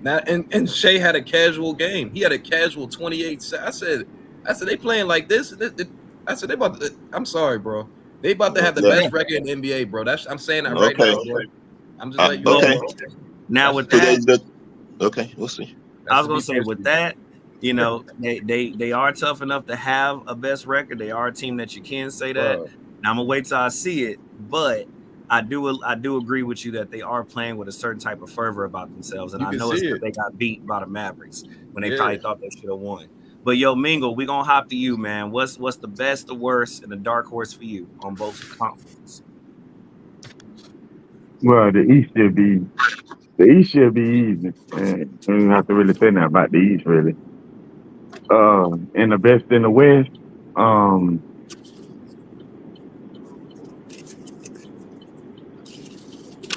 the way the Lakers looked in those first two games, I got to give them some credit. I'm gonna be Yeah. honest. The first two games, how the Lakers looked, they looked really good on first two games, and they played some pretty good teams. So you can't say they played trash opponents. So I'm gonna give a little credit to the Lakers. Now, OKC on the other hand, nah, I'm not too thrilled about OKC. They did the same thing last year. Remember, they had the best record in the West last year and got smoked by the Mavericks. So I ain't really too big on the OKC Thunder. So I see something different. I hear everything y'all saying, and I get it. Yes, they lost to the Mavericks, and that might be motivating them this season. I get that, but yeah. Anyway, um, Damn. yeah, He I'm said, not too "Damn." big. I'm not too big on OKC. I get it though. I get what y'all saying. I get it. I'm not too Damn. big on OKC. Okay. Yeah, and I'm just saying they did have the best record in the West last year, didn't they? Fair enough. We And let got you Okay, smoked by the Mingle. Mavericks. We'll talk, Mingle. We'll talk. But anyway, back to what I'm saying. And the reason why I say the East is self-explanatory because you got the Celtics. And man, look, oh boy, I don't know if nobody can beat them guys, bro. In a 7-game series, I don't know if no team in the NBA can beat them guys. They just when I say they play team basketball, I've never seen a team outside of them Spurs, maybe them early Spurs. I don't know if it's a team that play together like these guys, like them guys do. They that's a dangerous team right there. The Celtics? Yeah, the Celtics. I agree. I totally agree, bro. Yeah. First round exit. Huh? Bruce said first round exit. You know Okay. he gonna start some I trash. bet Bruce won't put $200 on that. I bet he won't put $200 on that. Not more money than that, bro. He won't put his life savings on that shit. But anyway, back to what I was saying. Now, my disappointment gonna be a little different from y'all. Even though the Bucks is a disappointment, but I got the 76ers though. They just don't look good as a team. Oh yeah. They don't look Yeah. good as a team. And then Joel Embiid already done came out talking about he ain't playing back to back. Paul George, he missed it. They both missed the season opener. I don't know what's going on right there. So I mean, I got the 76ers. They just I don't know. They not looking too good over there in Philly right now. And what else y'all say? Dark horses, yeah, I'm going with Orlando in the East. I'm definitely going with Orlando. I agree with y'all on that. Orlando, they could potentially be one of the dangerous teams in the East. And the West, or the dark horses, I'm gonna go with the Kings. I'm gonna say the Kings.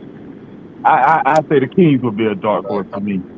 Facts. And the reason why I say the Kings is because I think DeMar DeRozan is exactly what they needed. They needed a player that can work the mid range because De'Aaron Fox shoot threes, Malik Monk he be out there at the 3-point line.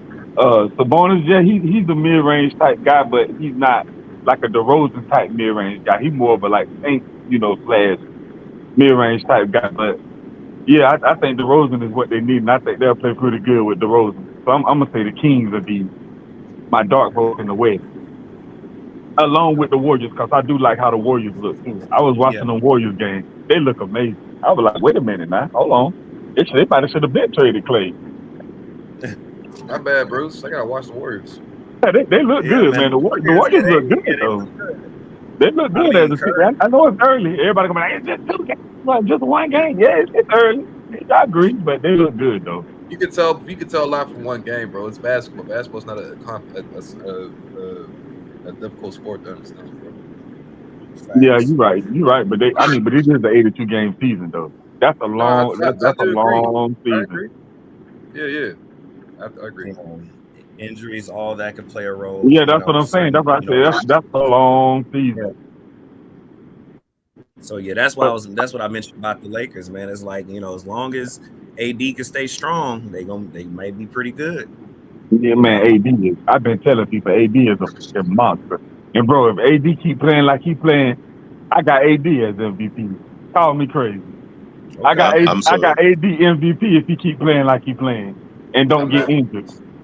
I know Kirkland said this LeBron is the same LeBron. I don't see the same LeBron. He's not even top 20. No. I think we No, all no, no, agree no, with that. no. I'm saying like LeBron just like from like last year. I'm not saying he's the same LeBron. Like, no. I think LeBron's a totally different player. A lot of people don't want to say that. I think a lot of players are better than LeBron, but that's a different conversation, bro. Yeah, I mean LeBron old. I mean, what you expect? Oh LeBron yeah, about he to be old. 40 in No, but December. the way Dude is Yeah, people, they old, starting to phase. They starting to old. phase him back a little bit. Nah, that Yeah, nigga's a for role sports. player. He tweaking, brother. no, but the way people, Yeah, he was a no, role but player. I agree with y'all, bro. But the way people Niggas who talk call about LeBron, Kobe Bryant wash. Why they can't call him wash? I mean, but actually, LeBron is playing better than Kobe was at this age. he But is. No, no, but no, that's no. I get what you're saying. I Well, get what that you're LeBron saying. ain't yeah Kobe got slow. all He those that's still the got injuries. something in difference. the tank. He just ain't tapped into it. Yeah, that's the difference. But my thing is though, LeBron is just He's old. past I his mean, prime, though, bro. in sports, 40 is ancient Yeah. in sports. So yeah, that's the only thing I got with LeBron. I Yeah, mean, LeBron's still a good LeBron, player, but yeah, LeBron good, but he ain't elite no more. I he mean, of hasn't been course, he's about to he be hasn't been elite 40. for a while. You know that Yeah, nigga got some of that secret juice the second half. Oh Lord, here you go. Nobody can touch that nigga. I think LeBron is doing what most older guys do when they play sports. They wait until it matters. I mean, you can't play with those young guys that are 18, 22, 23 for 4 quarters like that. I mean, and like I said, I have a love-hate relationship with LeBron in my mind. And to be fair to the man, like he just said, Father Time doesn't care about nobody. I don't give a damn who you are. So it's obvious LeBron, like, if we want to put it like this, put 40-year-old LeBron, 40-year-old Kobe, 40-year-old Jordan, LeBron looks pretty good. He looks pretty good. That's a good point, at bro. 40. That's a good point. That's a good point. So the reason why I'm not bashing him too hard, and it looks like he's a supporting player now, is because he's Yeah. old. I mean, point I'm blank. sorry. LeBron is load managed on the court. Come on, man. Kobe at 40. Kobe at 40 and MJ at 40 was not load managing on the court. And we'll see. When it came to Kobe, obviously his mentality was, I'm gonna keep playing hard until I can't play no more. I lose interest. That's fine. But whether it's load management or not, LeBron is still like helping, right? Like he still helps, but I get what everybody's alluding to. He is old. You can see in how he moves. You can see in how he plays, even on defense. Like you can tell he's trying to play defense, but his mind is not keeping up with his body. He can't shift them feet like he did when he was 28, 27 and all that in Miami Heat, 26 years old. But So it's an age thing. Like you could just see it with your eyes. He's getting up there. Still playing good I wouldn't say phenomenal, but he's still playing good basketball to be his age. But he's not. Yeah, I wouldn't put all my money on him no more. He's definitely hitting that Father Time mark. But let's go through the main questions that we're gonna, do the main basketball talk. Yo, Bolt. Yeah, I just hopped in here, Rick. Salute to y'all. Salute. But yo, Bolt, you gonna go, and then of course, Sweezy, you gonna go after Bolt. But give me your best, your worst, and your dark on Eastern Conference, Bolt.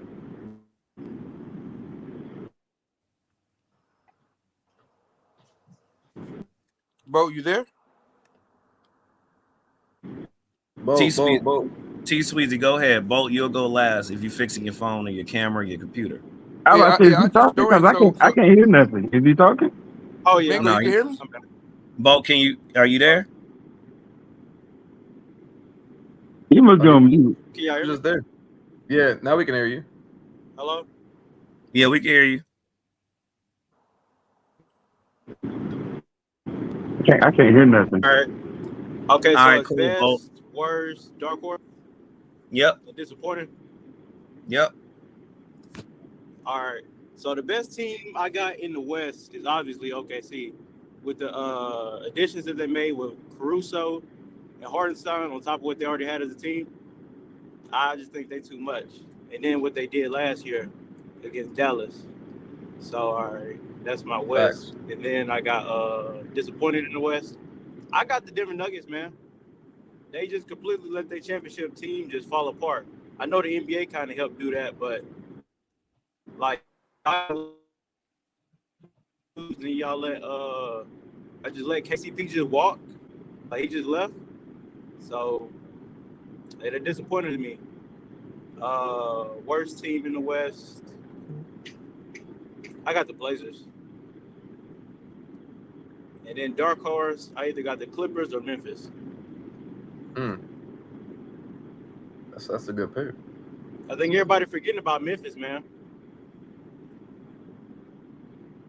I agree with that. All right, and then in the East, of course, I got the Celtics. I want to say the Knicks, but they're gonna need like a year or two. Disappointing team. I got the 76ers, man. I ain't gonna lie. They already got injury issues, and then Embiid, he in the same situation Kawhi was that one year, where they planned on back-to-backs, and it's just looking crazy. And then they both ain't starting the season, so it's just rough. We already seen what Maxey can do when you just give him the team by itself. The team doesn't have enough, and I don't think Maxey can. He can't take you over the top by himself. He's like a number 2. He can't do it. That's facts. And then worst team in the East, I guess I said the Wizards. Ain't gonna lie. Either Wizards or the Nets. Jordan Poole, a superstar. He looked like in the first quarter. He was a superstar role player. He ain't no superstar player. Oh man. Dark horse, I got the Magic. I like the Magic.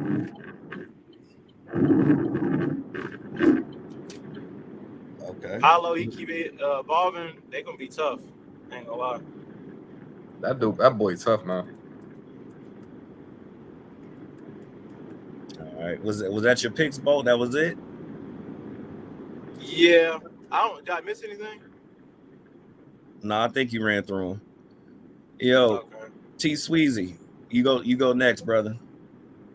So how does the dark horse shit work? What is it again? So it's the best teams in the East and West, like the top 2 that you personally picked in East and West. The worst teams in East and West right now in your prediction, top 2 teams to you.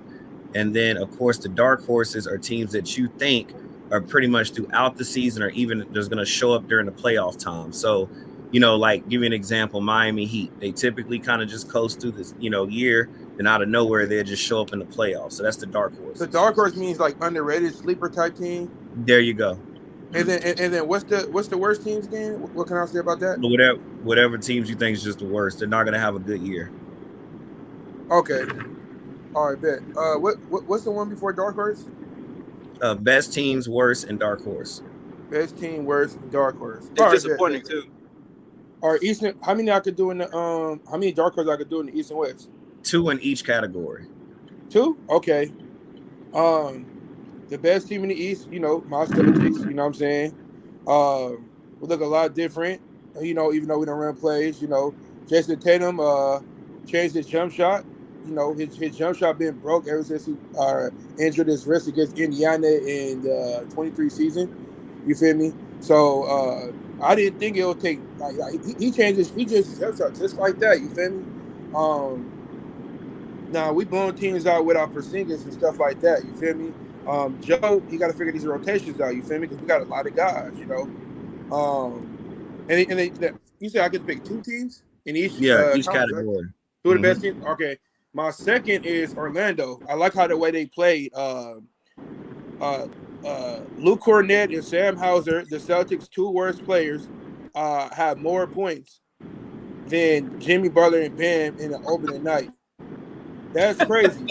You know what I'm saying? Because niggas that know basketball know Sam Hauser is trash, bro. I think Missoula fucking that nigga bar. But there's no way in hell you can go 0 for 9 and you constantly get minutes in the fucking game. There's no way in hell. Garbage. Come on, bro. Your ceiling is supposed to be Duncan Robinson. Your ceiling is supposed to be TJ McConnell. Your ceiling is supposed to be Buddy Hield. You're nowhere near that. You trash.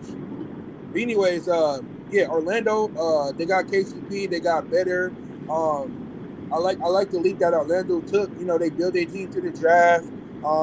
They went after KCP. You know what I'm saying? He's one of the best. He's one of the best perimeter defenders in the league. You feel me? And not only that, they got Jalen Suggs, who won first team all defense last year.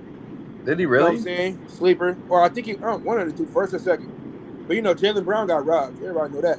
But fuck yeah, I was like, what the hell? No. It would have been Suggs and Brown if it was up to me. You feel me? I did not know Suggs won any type of defensive. Because he ain't did what Jalen Brown did. That's what I'm saying, bro. Like Jalen Brown is better than all of them. You feel me? I agree. I'm not talking about all around. I'm talking about defense. I know Jalen what you're Brown saying, bro. I got agree. the way better players than they did, bro. Like, come on, man. That's bullshit. You feel me? But look, though.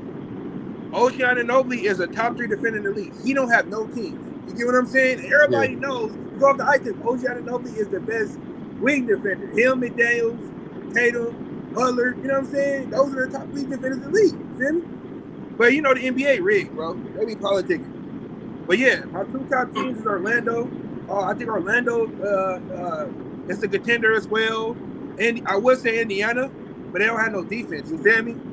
I So agree. yeah, I have Orlando being better than the Knicks. The Knicks defense is trash. The Knicks bench is trash, and the Knicks they just got a new team. Feel me? You said my 2 worst team, right? Yeah. Let me see. I didn't even watch the Pistons. We played them today too. Okay. They're a decent team though, but they're pretty You bad. said though. Pistons? Fuck it. I'm gonna say that. They're not gonna be that bad. Fuck it. I'm gonna I say agree, the Bo. Pistons. I'm gonna say the Pistons. They trash, right? I And wouldn't say then they're I'm gonna say the. You hear them, bro? Trash as you think. I ain't watched them, bro. I don't fucking know. What up last year? They're not that trash, bro. But keep going. They not as trash as you think. I ain't gonna lie. All right, Exactly, fuck it. bro. Fuck it. All right. No, So go ahead. Not Shit about to pick. play in, but they're gonna be close. all right, They I'm should- gonna put. All right, fuck it. I'm gonna put Let the him Hornets. finish. Let him finish. Fuck it. I'm gonna put the Hornets. And then my second team is gonna be the Miami Heat because the poor roster construction. You feel me? There's no way in hell, bit Jimmy, you getting locked up by KCP and Paolo. No way. You feel me? Jimmy, he just there to collect the check. You feel me? Like Jimmy be half-assing. He's supposed to be the guy. Tyler and Ben, you're not winning the championship with them as your number 2 option. I try to tell people, bro, they're not number 2. They're great third options and shit like that, but they're not number 2. There's a difference between being a number 2 and a number 3. You feel me? Miami, he got too many guards. Gary Rozier, injury prone, inconsistent. The only one who's reliable is Duncan Robinson and who else they got? And Jaime. That's it. But that team, they're not going to win. They're too small. They're done. They still a Cinderella run that they had 2 years ago. That shit been over with. Because think about it.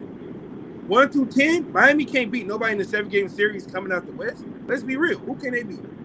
Nobody. I They agree. could beat Houston. That's about it. I don't think they could beat the Lakers in the 7-game series. Who else is no. playing team?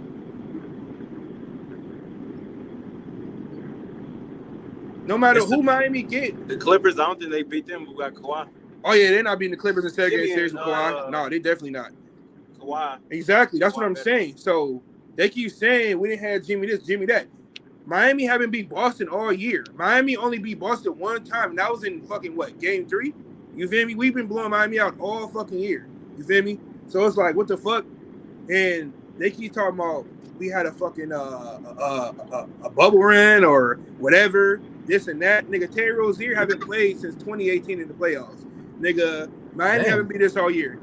Halliburton only missed 2 fucking games. They were already down 0-2 anyway. They was gonna lose either way it go. You feel me? Yeah, if Halliburton would have played, it would have made the series more interesting. But they just stand no fucking chance. You feel me? They did gave us the best because they number 1 in offense. I mean, they number 1 in pace.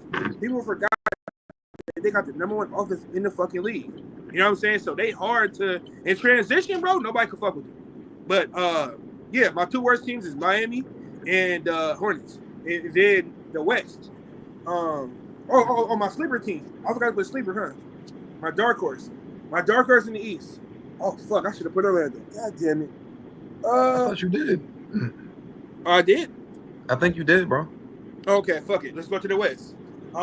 My dark horse is the Sacramento Kings because they traded for Jaden McDaniels. I'm still pissed that they traded fucking Davion Mitchell. I like Davion Mitchell. You feel me? That dude could play deep. He definitely can. I forgot to get rid of him. Yeah, they traded him and Sasha. Sasha could shoot. I don't know why Mike Brown don't play him. They traded him for Jaden McDaniels. Jaden McDaniels' twin brother. He has a twin brother? Yeah. He What? was on the Hornets and then he was on the Sixers for 1 Yeah. year. Then he played for Raptors. Yeah, he does. What He the looks just fuck? like him. He got braids. That's fucking crazy. Yeah, he does. I looked it up. They I was identical like, man, twins. that's crazy. Yeah. That nigga drafted to the Hornets. I thought they were. I was like, hold up. I know they didn't trade Jalen Daniels. I was like, hold up, his name is Yeah, Jaden. Jalen and Jaden. That's what I'm saying. Yeah, that shit confusing. That's fucking crazy. Hold up, bro. But no, but I was gonna say sleeper team. The Kings. I like their team, bro. You telling me you got DeMar DeRozan as a third option, who once was a number one, who almost went to the finals with the Raptors, but they had no answer for LeBron James and company. You feel me? The Raptors, bro, like they just kept losing to the fucking Miami Heat and the Cavs. You feel me? You know what I'm saying? With LeBron, not Jimmy Butler team. You know what I'm saying? And now they would have kept DeRozan and LeBron left. They for sure would have made the finals because they were the number one seed, bro. That's the only team that was stopping them was nigga LeBron and company. You feel me? But Their coaching. you said bad coaching. Their coaching wasn't it. Dwayne Casey's better than Nick Nurse. Yeah, their coaching wasn't it. What are you talking about? You see the way DeMar DeRozan is playing now and the way he was playing back then. There was no way. DeMar DeRozan got hella better on defense when he went to the Spurs. He got way more mature. But I'm talking about on offense though. His offense game, it wasn't as good on Toronto. He's a better player now. He's more skilled. I ain't gonna lie. He only didn't make the All-Star because they be politicking because he in the West. You know what I'm saying? DeMar DeRozan had numbers. When he was on the Spurs for the first 2 years, he was going dumb. No, he was going pretty. Yeah, he was pretty good. He was for sure playing at an All NBA level. But yeah though, my dark horse is the Sacramento Kings. Damn, you said you said the two best teams, right? Yeah. Okay, yeah. So yeah, I like Sacramento. They got they're my dark horse. They got a good bench. DeMar, you telling me you got DeMar DeRozan as your third option? Come on, bro. DeMar DeRozan as your third option. You know how much weight that's going to take off of De'Aaron Fox and Sabonis? And not only that, they got Keegan Murray. Yeah, I've been to the game before. That boy, yeah, he's tough. He's tough. Yeah. But no, my top two teams. I got the Thunder because they added Hardenstein. They had another good draft. And they added Caruso. J-Dub got better. I like Trey Mann got traded, huh? Yeah, he did. He's on the Hornets though. Oh shit, I forgot about him. But it's okay though. They got someone else. Luke Dorga's good. They got SGA. I have a question for you. Chet's getting better. Who else the Thunder got on their bench? I'm missing somebody. They got a bunch of players. Isaiah Joe, bro. They got Wallace, Isaiah bro. Joe. Yeah, they got Wiggins, bro. Bro, they got the best bench in the NBA. To be honest with you, bro. I'm not gonna lie to you. They got the best. I have a question, T. Swizzy. What up? So, who's the best team in the NBA? Celtics or OKC? Here you go, Kirk. We beating every team ass, so it's the Celtics for sure. Celtics, okay. The Lakers and Suns is garbage. The Celtics will put 50. I agree with him, bro. So you think the Celtics gonna repeat? Hell yeah. I'm not gonna say. Like I said, as long as we got the best small forward in the game, and Jaylen Brown playing at the top 10 level, oh yeah, we're not losing. Fact. I mean, you got a Medicaid championship last season. So. What? I think OKC gonna need another year before they win anything. You know what's so funny, Rick? You know what's so funny? Rick. Middleton wasn't fully healthy, right? That nigga was still hurt. Giannis missed 2.5 games. Why nobody said that? When the Heat beat the Bucks, why nobody said that? The Bucks is already down 3-1 when Giannis came back. That was pretty bad too. That was why nobody said that? That's not the same thing. That's not the same thing. That nigga had to use his foot to sit down. That nigga really fucked his back. That's not the same thing. Giannis that shit was embarrassing though for Giannis though. I ain't gonna lie. That was very embarrassing. Retarded, bro. They don't know basketball. But go ahead, my bad. It's still a Medicaid championship, so. No, they got it. I ain't gonna lie, bro. They deserve that championship, bro. They've been going to the Eastern Conference Finals for like the last 5 years, bro. No, Medicaid championship last season. How many people? Medical. Hey. Anybody know what's the Celtics record against teams in the West? But you the same dude that said we haven't been battle tested. You said Mavericks finna beat the Celtics ass, nigga. We whooped their ass, nigga. Mavericks the hottest team coming out the West. But T Sweezy, y'all didn't beat OKC last year. They was whooping your ass too. We won. Nah. Season. We're talking about the playoffs. Your ass last year, bro. Hey, you want to know a fun fact? The Paul Pierce Brooklyn Nets. They swept the Miami Heat in the regular season. And what happened? They lost to the fucking Miami Heat in 5 games. End of story. I wouldn't say that you all do that. So you love Missoula now? You love Missoula now? Nigga, he's a puppet. He's getting In the carried. game. He doesn't know what the fuck he's doing. Missoula needs a perfect roster to win, bro. If he was on a team like the Clippers and the Heat, if he was on a team like the Clippers, the Kings, the Thunder, they'll be going down. I'm telling Y'all you, don't bro. want Ty He Lue. needs certain type of players, Y'all just don't like want Steve Ty Lue. Kerr. He needs certain type of player for him to be good. You feel me? Like I don't see nothing different. The players got better on their own. You feel me? He's trash. I totally agree, but you gotta think Brad Stevens is really coaching that team behind the scenes. So that's Exactly. I mean, we Then both look. we Have already you know that. have any of y'all played basketball before? Yeah. I seen a raw ass team with a trash coach. People making it sound that's not possible in the NBA. I have niggas on YouTube telling me it's impossible for a coach to get carried by his roster. That makes no sense though. 2008 Boston Celtics. Oh no. Doc Rivers is way better than fucking Missoula. He got credibility. Doc Rivers didn't earn that championship. Them players earned that. But don't ever compare Joe They were Missoula to playing fucking despite Doc. of Doc Rivers. Don't ever good. This nigga Joe Missoula lost a coach with I ain't saying dementia. he better. He I'm don't just remember what saying. the fuck he did last night or ate.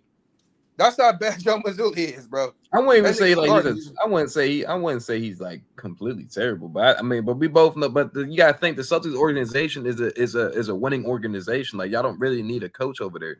Y'all gonna get He made you dunk it, bro. That nigga was a top. No, I agree, but I'm saying like y'all that foundation. do things. I'm just saying like y'all like the best franchise in the NBA. Y'all gonna make things happen over there just automatically. So whatever happens behind the scenes for the Celtics, bro, like it's straight politics over there, bro. So like y'all gonna so y'all gonna Duncan was give white. it He would still. yeah. If you made Duncan was white, he would have still been on the team.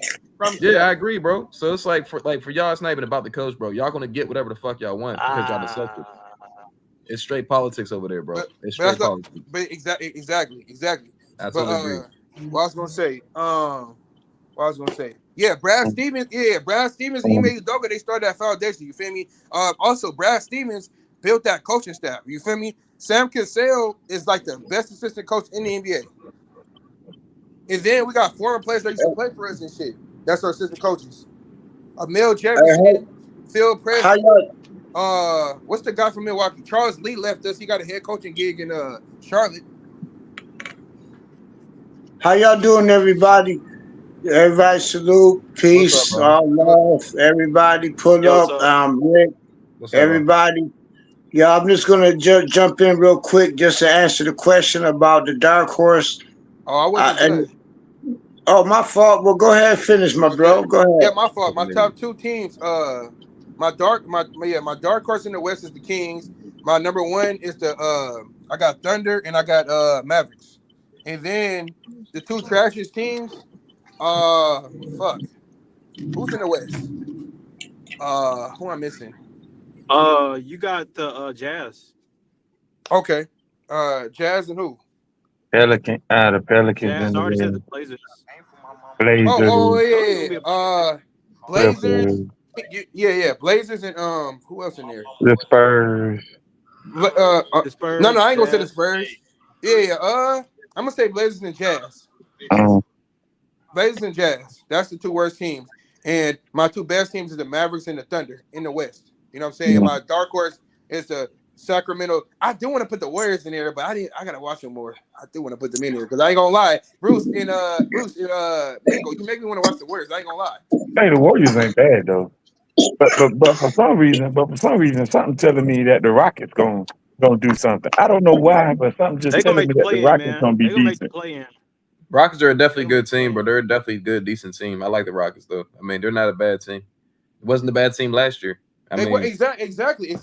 Sengun missed like what 30, 40 games, and he their best player. And he fucked it. He almost I forget. He fucked his ankle up, man. He really I forget what happened, man. Yeah, before the injury, that nigga was going done. Yeah, I think my boy back though. Finally. No, he's back. He's definitely I back. thought that weird stuff. No. I ain't talking about Sengun. I'm talking about Jalen Green. I thought all that weird stuff. Oh yeah. I mean, he was fine last year, but I mean, he's still a little whatever you want to call him. But you know, he's definitely. I agree with you. He's definitely playing. He's playing good basketball, bro. I ain't gonna lie. So yeah, nah, for sure though. But I ain't gonna lie to you, bro. Nah, I ain't gonna say that. Never mind.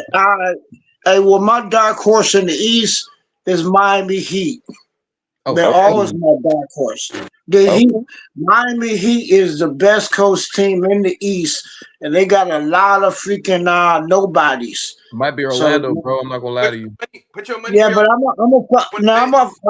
choose the Heat. I choose the Heat. They are because the way they're constructed, they got a bunch of nobodies. I mean, not picking at them or not judging them, but Miami Heat has been consistent with getting people that nobody never heard of. Like people just walk on the team and the whole shit. So they will forever be my dark horse for the East. And for the West, I got us for the dark horse. Because everybody, we lost Paul George, we lost Russ, we lost Kawhi pretty much. So I got Heat on the East and I got Clippers on the West. Dark your two horse. best teams? My two best teams is Clippers. My best teams at the same time is my dark horse. Clippers. We the best. You can't do that, bro. What the fuck? Yeah, but I can't. I changed the rules. That's not what dark horse means. Is this That's the what. same dude that was on the panel the last That's time? not Bro, what this dark dude horse is means, man. Yeah. Oh my goodness. And again, what up, Bruce? What up, I think I Bruce? get I dumb do talking to not this drink. dude. I think I And lose brain again, cells I listening to do this not dude. drink. I do not drink. Okay, so let that go. I do not Let him drink finish, y'all. Let him alcohol finish real quick. whatsoever. All right, I don't drink. I just got a speech impediment. I had it since I was born. You know what I'm saying? I got pulled damn it. over a lot of times. A lot of cops always thought I was drunk, right? Because either way, my dark horse in the West is us. My best team in the West is us. On the East, I got my dark horses, the Miami Heat, because they have a bunch of nobodies every single year. They have nobodies, but they pull that shit off. So that's my dark horse. And my Pull what best off? team on the East. Go ahead. What Pull you what saying? off, man? Pull what off? Huh? What do the Miami Heat pull off? They pull off making the playoffs with a bunch of nobodies. Did you see the Orlando game? We're gonna see this Yeah, shit, bro. Orlando, but that's not a dark. The question is who my dark horse. My dark horse is the Heat. That's my dark I horse. mean, it's only 1 to 2 games in the season, bro. So I Not a mean, dark horse, bro. You being biased. You going off How? bias, bro. How? That's the. I answered the question. That's the topic, bro. Is the who your dark horse, right? No, who your two best teams, who your two worst teams, who your dark horse. Dark horse means like sleeper team. Right. The Heat. I you're just an said that. asshole. He's an asshole, bro. Hey, bro, I it's answered only the the first question. 2 games of the season, bro. Let him have his dark horse, bro. Fam, the Heat been my dark horse forever. They've been my dark horse forever since Wade left. The Heat made the playoffs, didn't they? They made the finals. That was a long They time are ago. a dark horse. Those are That was 10 plus years ago. Probably almost 20 they years ago. made the finals last year. 2 years ago, didn't they? They did not make the finals last year. They did, but 2 that's not. years ago. They That's made the finals, what, 2 And what years happened? ago? And what happened? Bro. They got swept. That's why they my dark. They got gentlemen swept. Let The him pick his dark question, horse team, bro. I mean, it's only the the first 2 question games of the is, season. hey, the question is, what's my dark horse? I said the Miami Heat. How you gonna argue? Let that man Why cook you this, arguing? Squeezy. Why are you arguing with me about what my choice is? Because that's not a dark horse. That's mine's. It's my Let dark him go, horse. Squeezy. You wild, bro. Go ahead, bro. Damn, it's my dark horse. What the hell? You a bully on the internet? Nah, that's just he's a Celtics fan, bro. He don't like the Heat. Just keep going, bro. That's what it is. Okay, Yeah, he taking it personal. Okay, well, my fault, Celtics fan. But my dark horse is the Heat Okay, on the that's not East, bad. and my dark horse on the West is us, Clippers. They counting us out, ain't they? That is true. I'm kind of counting y'all out too, but So you saying y'all gonna be the best team while also being the dark horse as well? Okay. He's smoking. I'm a Clippers roll with fan. that. I'm a Clippers fan, but I'm trying to be realistic. Like people say, be realistic. Okay, realistically, I'm a Clipper fan, but we are a dark horse. Nobody expects us to do nothing. Jam, like it's like saying you're the killer and the victim. So yeah, could be. Hey, Man, Bruce, you are a wise man. I like the way you talk. you a kid. Yes, Wait, what? nobody expected us to do anything. Hey, yeah, I don't know about that, my guy. I don't think you heard what Bruce just said. He told me he's a wise man. You heard what he just said? Yeah, he said I'm a killer and a victim. I heard what he said. Is that what's You agree with it? Wow. Yeah, it's cool. That it makes sense. It does make sense, but not in that. Never mind. Let me cook. Man, we only talking the basketball term, man. It's just basketball. Come on, man. Your mind, what else you got, man?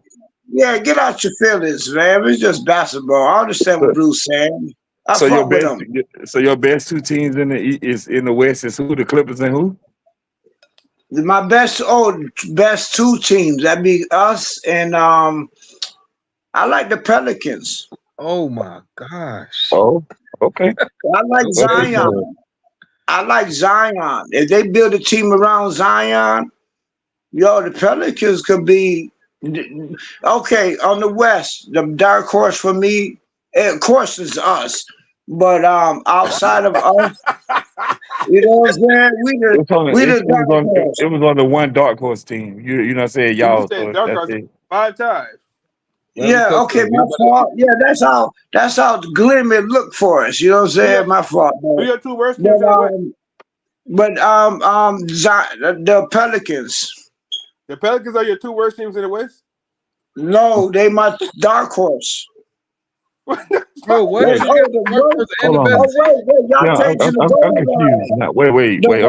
confused. Wait.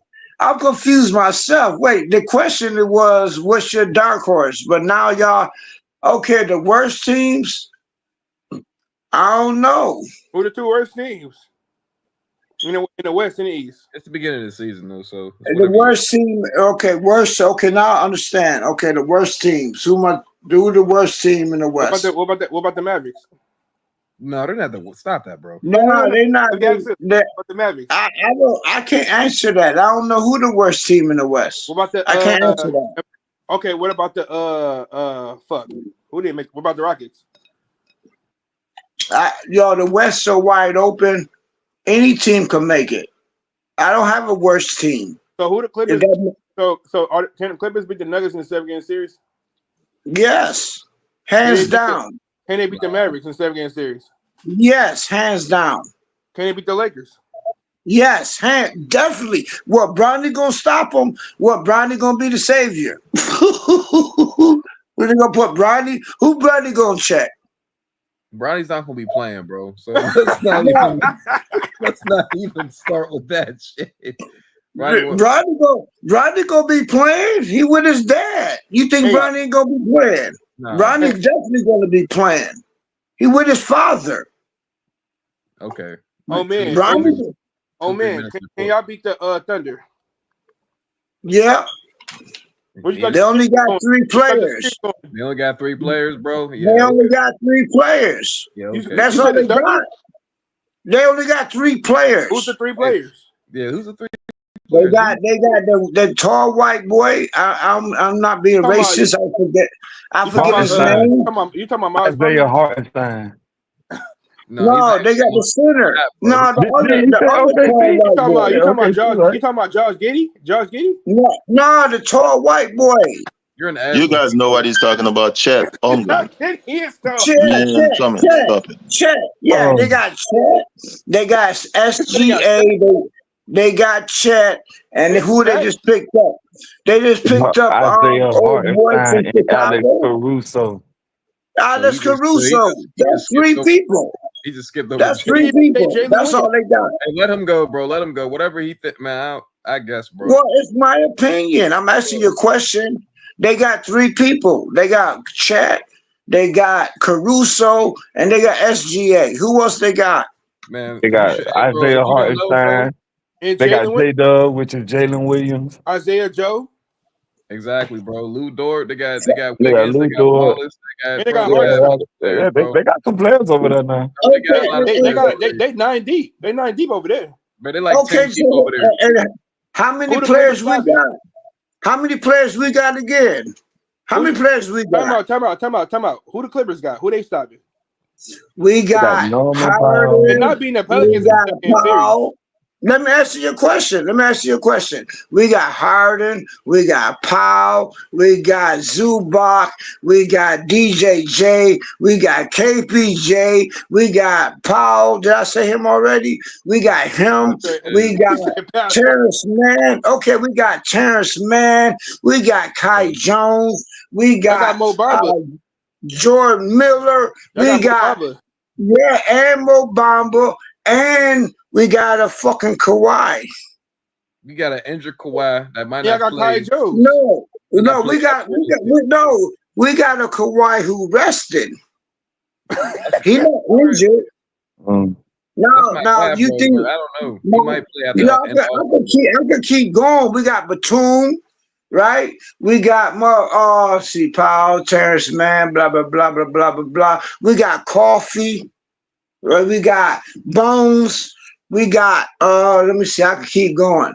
The other dude we got from Miami, who we just signed to a contract, who was a summer league player of the year. Are you talking about Like, Darius yo, Garland? nah, we got Miami summer league player. Oh my god. I forget his name. We just picked him up. He was What about Josh Primos? who? What about Josh Primos? Who's that? He's He's on that not on the team team. anymore. Primo is not on the team anymore. Hey, His BJ, I'm name not gonna lie to you. OKC is about to dominate the West. Just Josh letting you know right now, Primo. bro. I don't think he Yo, understands. on some real shit, man. Yo, I'm gonna stop cursing. When we played the Phoenix Suns, right? Y'all Yeah. laugh if you want to, but Almost 2 truth years ago, hurt. by the way, too. That no, we played the Suns the other day. And not The Oh, you truth talking about hurt. them. My bad. I'm sorry. It's all right. I forgot. We got Chris Dunn. We got Chris Dunn too. I forgot about him. His son's actually a solid guard, though. He's solid. But we in the West, so. when we Oh, played the they're Suns, definitely hey, not. we just played. I hope I'm not yelling. When we just played the Suns, right? We just played the Suns, If y'all can't get out right? the round with Kiwi Kalai. We could have beat fam. Hey, watch how dangerous we is. Let me put Y'all you on the can't get out the side. first round with Kiwi and Kalai. What makes you got the first round with these niggas? Fam, hey, we just played the Suns, what, 2 days ago? And we ain't got no scores like people keep saying. Oh, we need another. Fam, we could have won that game. Should've won that We should have won, and we could have did it. And guess what? We ain't got no scores like we ain't got no big three. We ain't even got no big three. We still could have beat the Suns. We should have beat them. Look, tell them. Y'all tripping. We not even at full strength yet. I don't think you ever. Hey, all right, I'm gonna chill out. Bro. All right, when we beat the Warriors today, no, we don't play the War. We play who we play today. We about to play today. We play the Warriors tomorrow. Y'all play Denver? Who y'all play? Yeah, we played Denver. I think we played Denver today. No, y'all play Phoenix. I play Phoenix. My bad. I think y'all play Phoenix. Oh, Phoenix. Yeah. No, we already played Phoenix. We already played Phoenix. We already played Phoenix. That's who we lost to. I know y'all play at 2 o'clock. It must be Denver. I think it's Denver. Yeah, I think Clippers. Yeah, no. The Suns play the Mavericks. Who the hell y'all play today? We played Denver because we played Golden. We play the Warriors tomorrow. We got a back to back. We got a back to back. So we playing the best. We playing the best teams right now, and we about to show everybody that we are more. That's why I got us as the dark horse. That's why I got us. Y'all think we lost PG, we lost Russ, but our team's still dangerous. You lost me when you say Clippers are the best team and the dark horse. Dark horse means like a team you don't expect. Wait. You said dark horse is a team that you don't expect to win. Go ahead, and surprise people. That's what dark horse means. And how come you the best team and you the dark horse? And as I Because was asking you earlier, you cannot be the killer and the victim. You know, And you so agree that's with why I him, was saying. bro. You agree with I him. made it possible. I'm the Joker. Hey, Okay. I okay, made it bro. possible. Well, My team is rooted to lose, right? So that's the victim. I But wonder the why though. killer is I wonder why they're ready my to lose team is though, the bro. best. My team is the best, but they predicted to lose. So I'm the killer and the victim. Okay, Oh, bro. I'm It's a okay. the I little, see. Joker. I it's a understand little. in a way he's saying. I mean, it's his opinion, but he's a little delusional. But it's okay though. I mean, you're a Clippers Why fan. I'm gotta not mad be at the what? Why gotta be Why delusional? you You gotta asked me be a all that? question. Nah, he is a little Why? delusional, bro. I'm just being honest, bro. Just a little bit. Why? 'Cause you asked me a question. So you go through life asking people questions and call them a liar? I didn't call you a liar, bro. I said I'm delusional. delusional. Ain't delusional the same shit? So Y'all either ask me my Nah, opinion. you can be a truth teller, but delusional. I just said a little bit because Why? you said the Clippers is the But best you team. asked me so my opinion is delusional. A little bit, just a little bit, just a little All bit, bro. right, well that's how you want to be. Go for it. But my answer's still the same.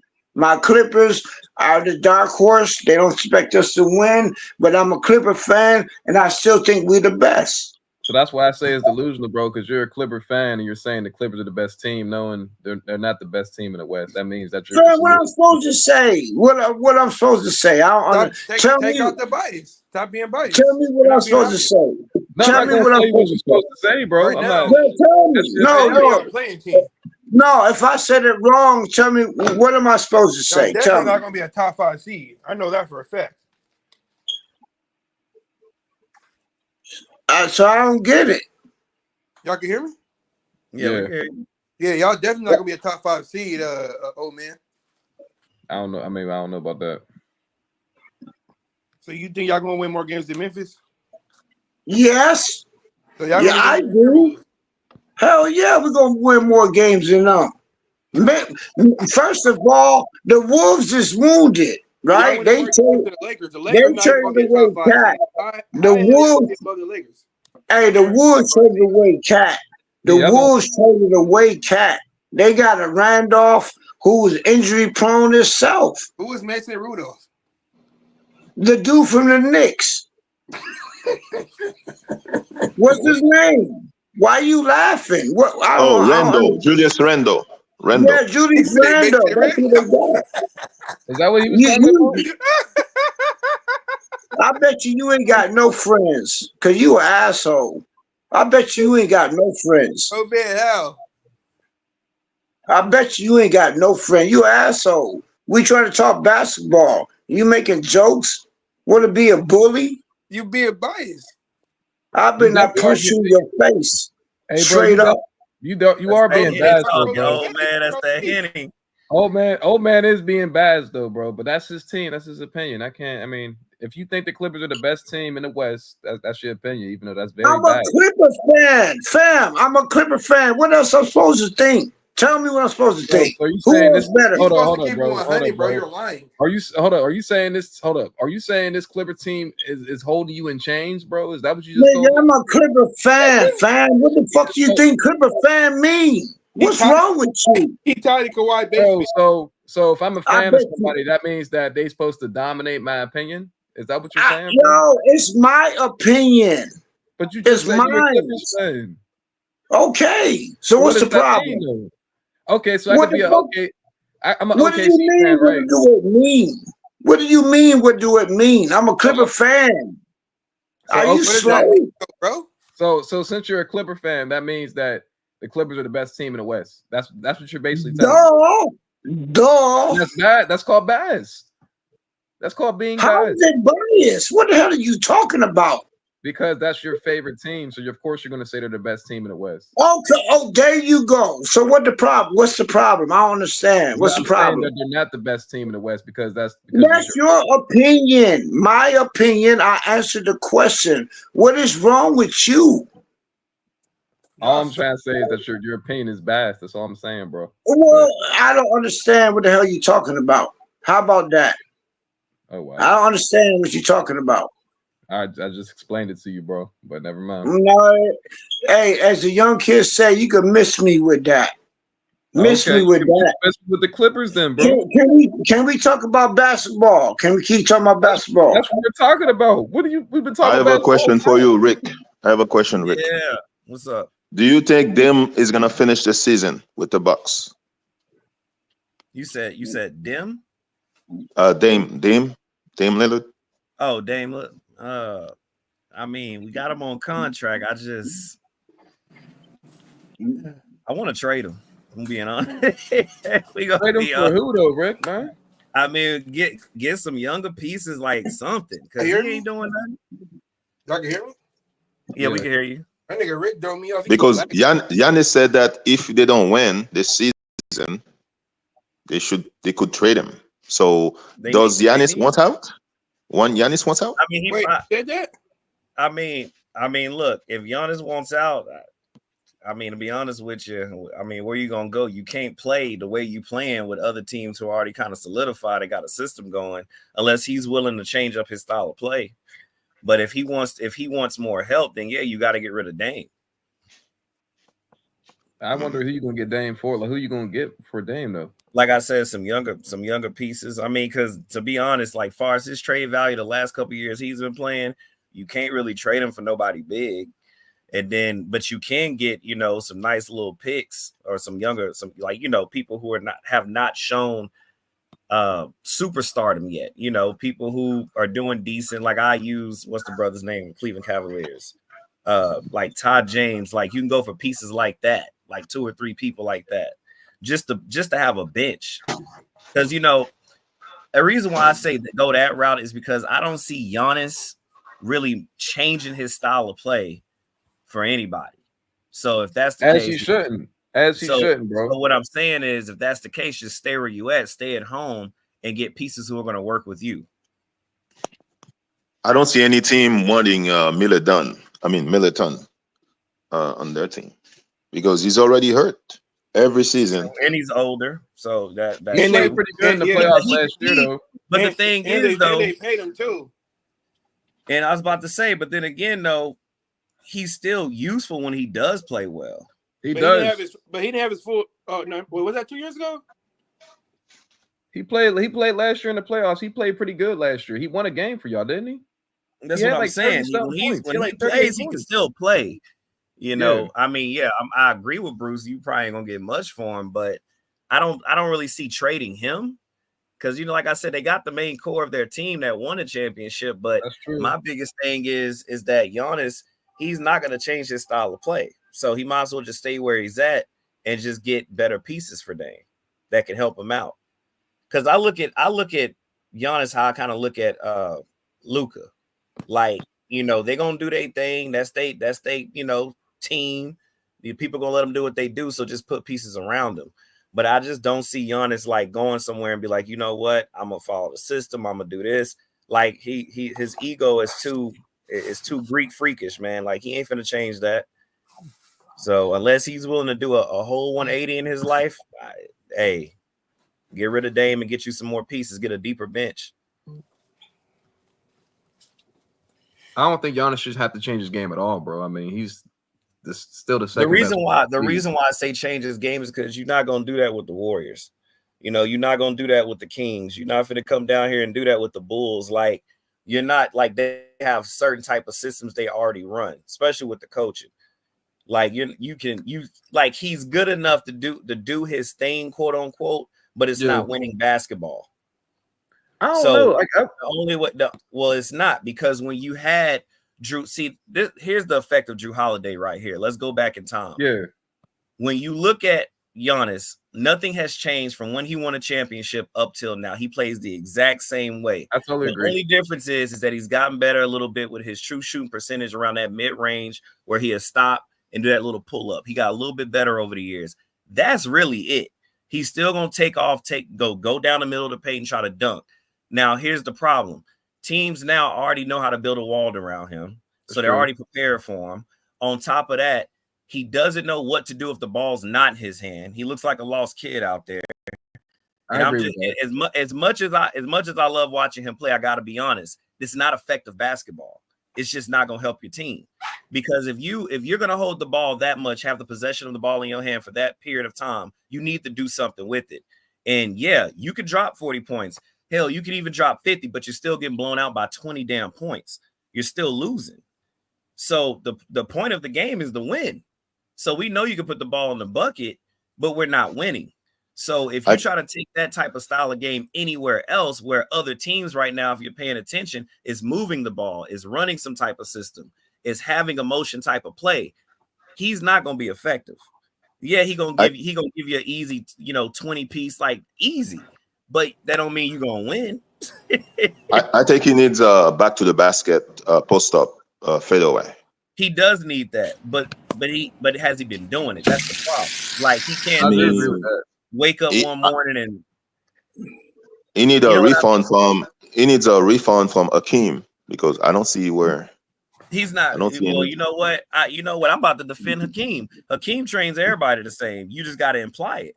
He doesn't use it. That's what I'm getting at. He sticks to what he knows. Actually, Giannis is just like LeBron. Giannis is actually like Dennis Rodman. Like, it's been players like Giannis. Giannis is just an athlete. He is a freak of nature. He like Dwight Howard. You know what I'm saying? Giannis is one of them players that you got to really build a team around him. You have to. He's a natural athlete. He could, like honestly, I'm not even a LeBron fan, but I give LeBron credit. I get Dennis Rodman credit. I give the dude I just said, Kwame Brown, credit. Those DJ the dude from the Clippers who Jordan Jordan, like, those are natural athletes. They can do whatever. You talking about DeAndre Jordan? Which Jordan? DeAndre Jordan. Those are people who are natural athletes. They could do all of that. Now, Giannis lacks one thing. He lacks a coach. You give Giannis to Phil Jackson. You give Giannis, you know what I'm saying, a coach. Because the only thing they doing is letting Giannis be him. Coach. He got fired. So they fired the coach. Giannis just need training.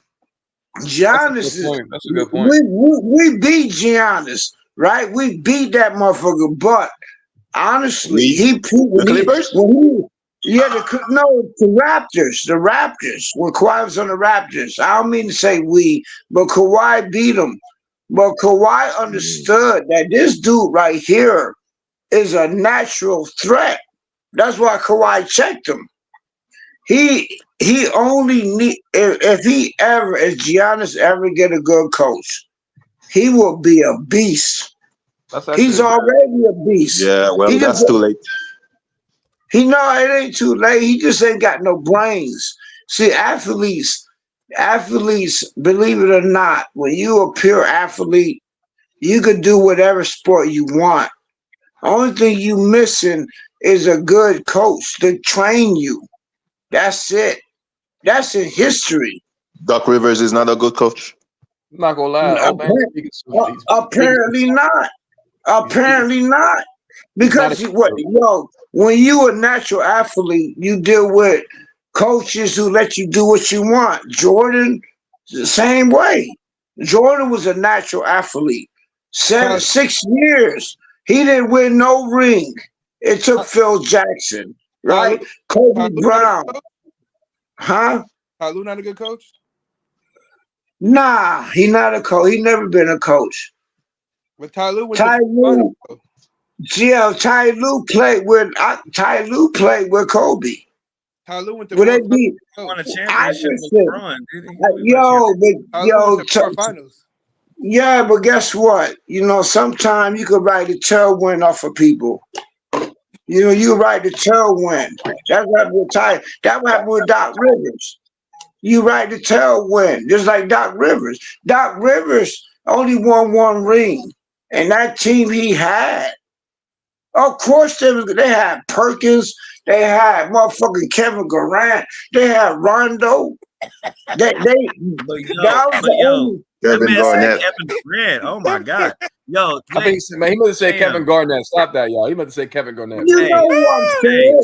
Come on, man. You know what I'm talking about. You know what I'm talking about. Bruce, what the hell You y'all know what I'm drinking on? talking about. Come on, man. You ain't got no. But listen, Man, you know what I'm talking about. You gotta go. You go to spell check. What you AI Google? Damn, you got spell Damn, check Bruce. everything I say. Yeah, Google. Fuck, you know what I'm talking about. Old man's making some good points. He's actually sound. He's actually making sense right now, bro. He was. Hey, that's what's up, bro. He's making sense right now. But I ain't gonna lie, bro. Like Rick, I'm not gonna lie to you, Rick, because what he just said about Giannis is totally right. I'm not gonna lie. He hit it right on the nail. Giannis needs a good coach. Giannis needs a good coach. But the thing about Giannis is, like, I disagree with you, Rick. I don't think Giannis really. I mean, he doesn't change his play style, but he's not the reason why they're losing over there. I'll tell you that right now. Giannis is not. He's not the reason.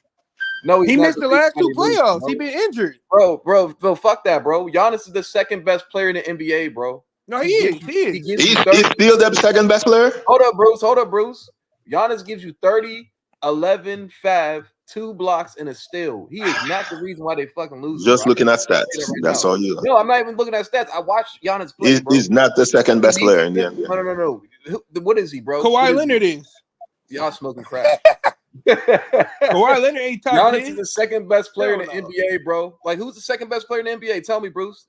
Who's the second best player in the NBA? It's Jokic. I think Embiid is the second best player. And Giannis. My top three is Steph Curry, Jason Tatum, and Giannis. Then Jokic. So hold up. So Giannis can produce the same numbers as Embiid and stay on the floor. Other than last year, I know he's not. Other than last year. Giannis, Come on. Giannis. What was the last time he played two playoff games. Come on, bro. And then he didn't play last year. He played in 2.5 games in the playoffs. And then he missed the season last year. He was injured. Oh, okay, that's a good point. That's a good point, though. Okay. But Bernardo, what's your name? Kirk? Yeah, he's the second best player in the NBA, bro.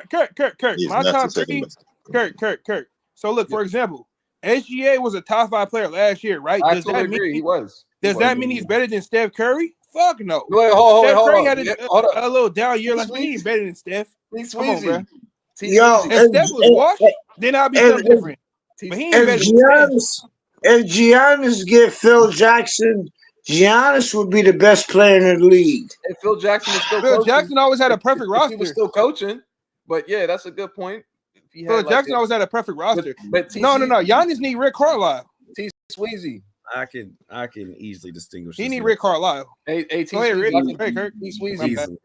Yeah. So I was about to say before JM started to talk, if you go back in time and you look at when Giannis and them won their championship, they had Drew Holiday. This is the effect of what Drew Holiday did, which we also see what he's doing with the Celtics, but he's actually getting his flowers now.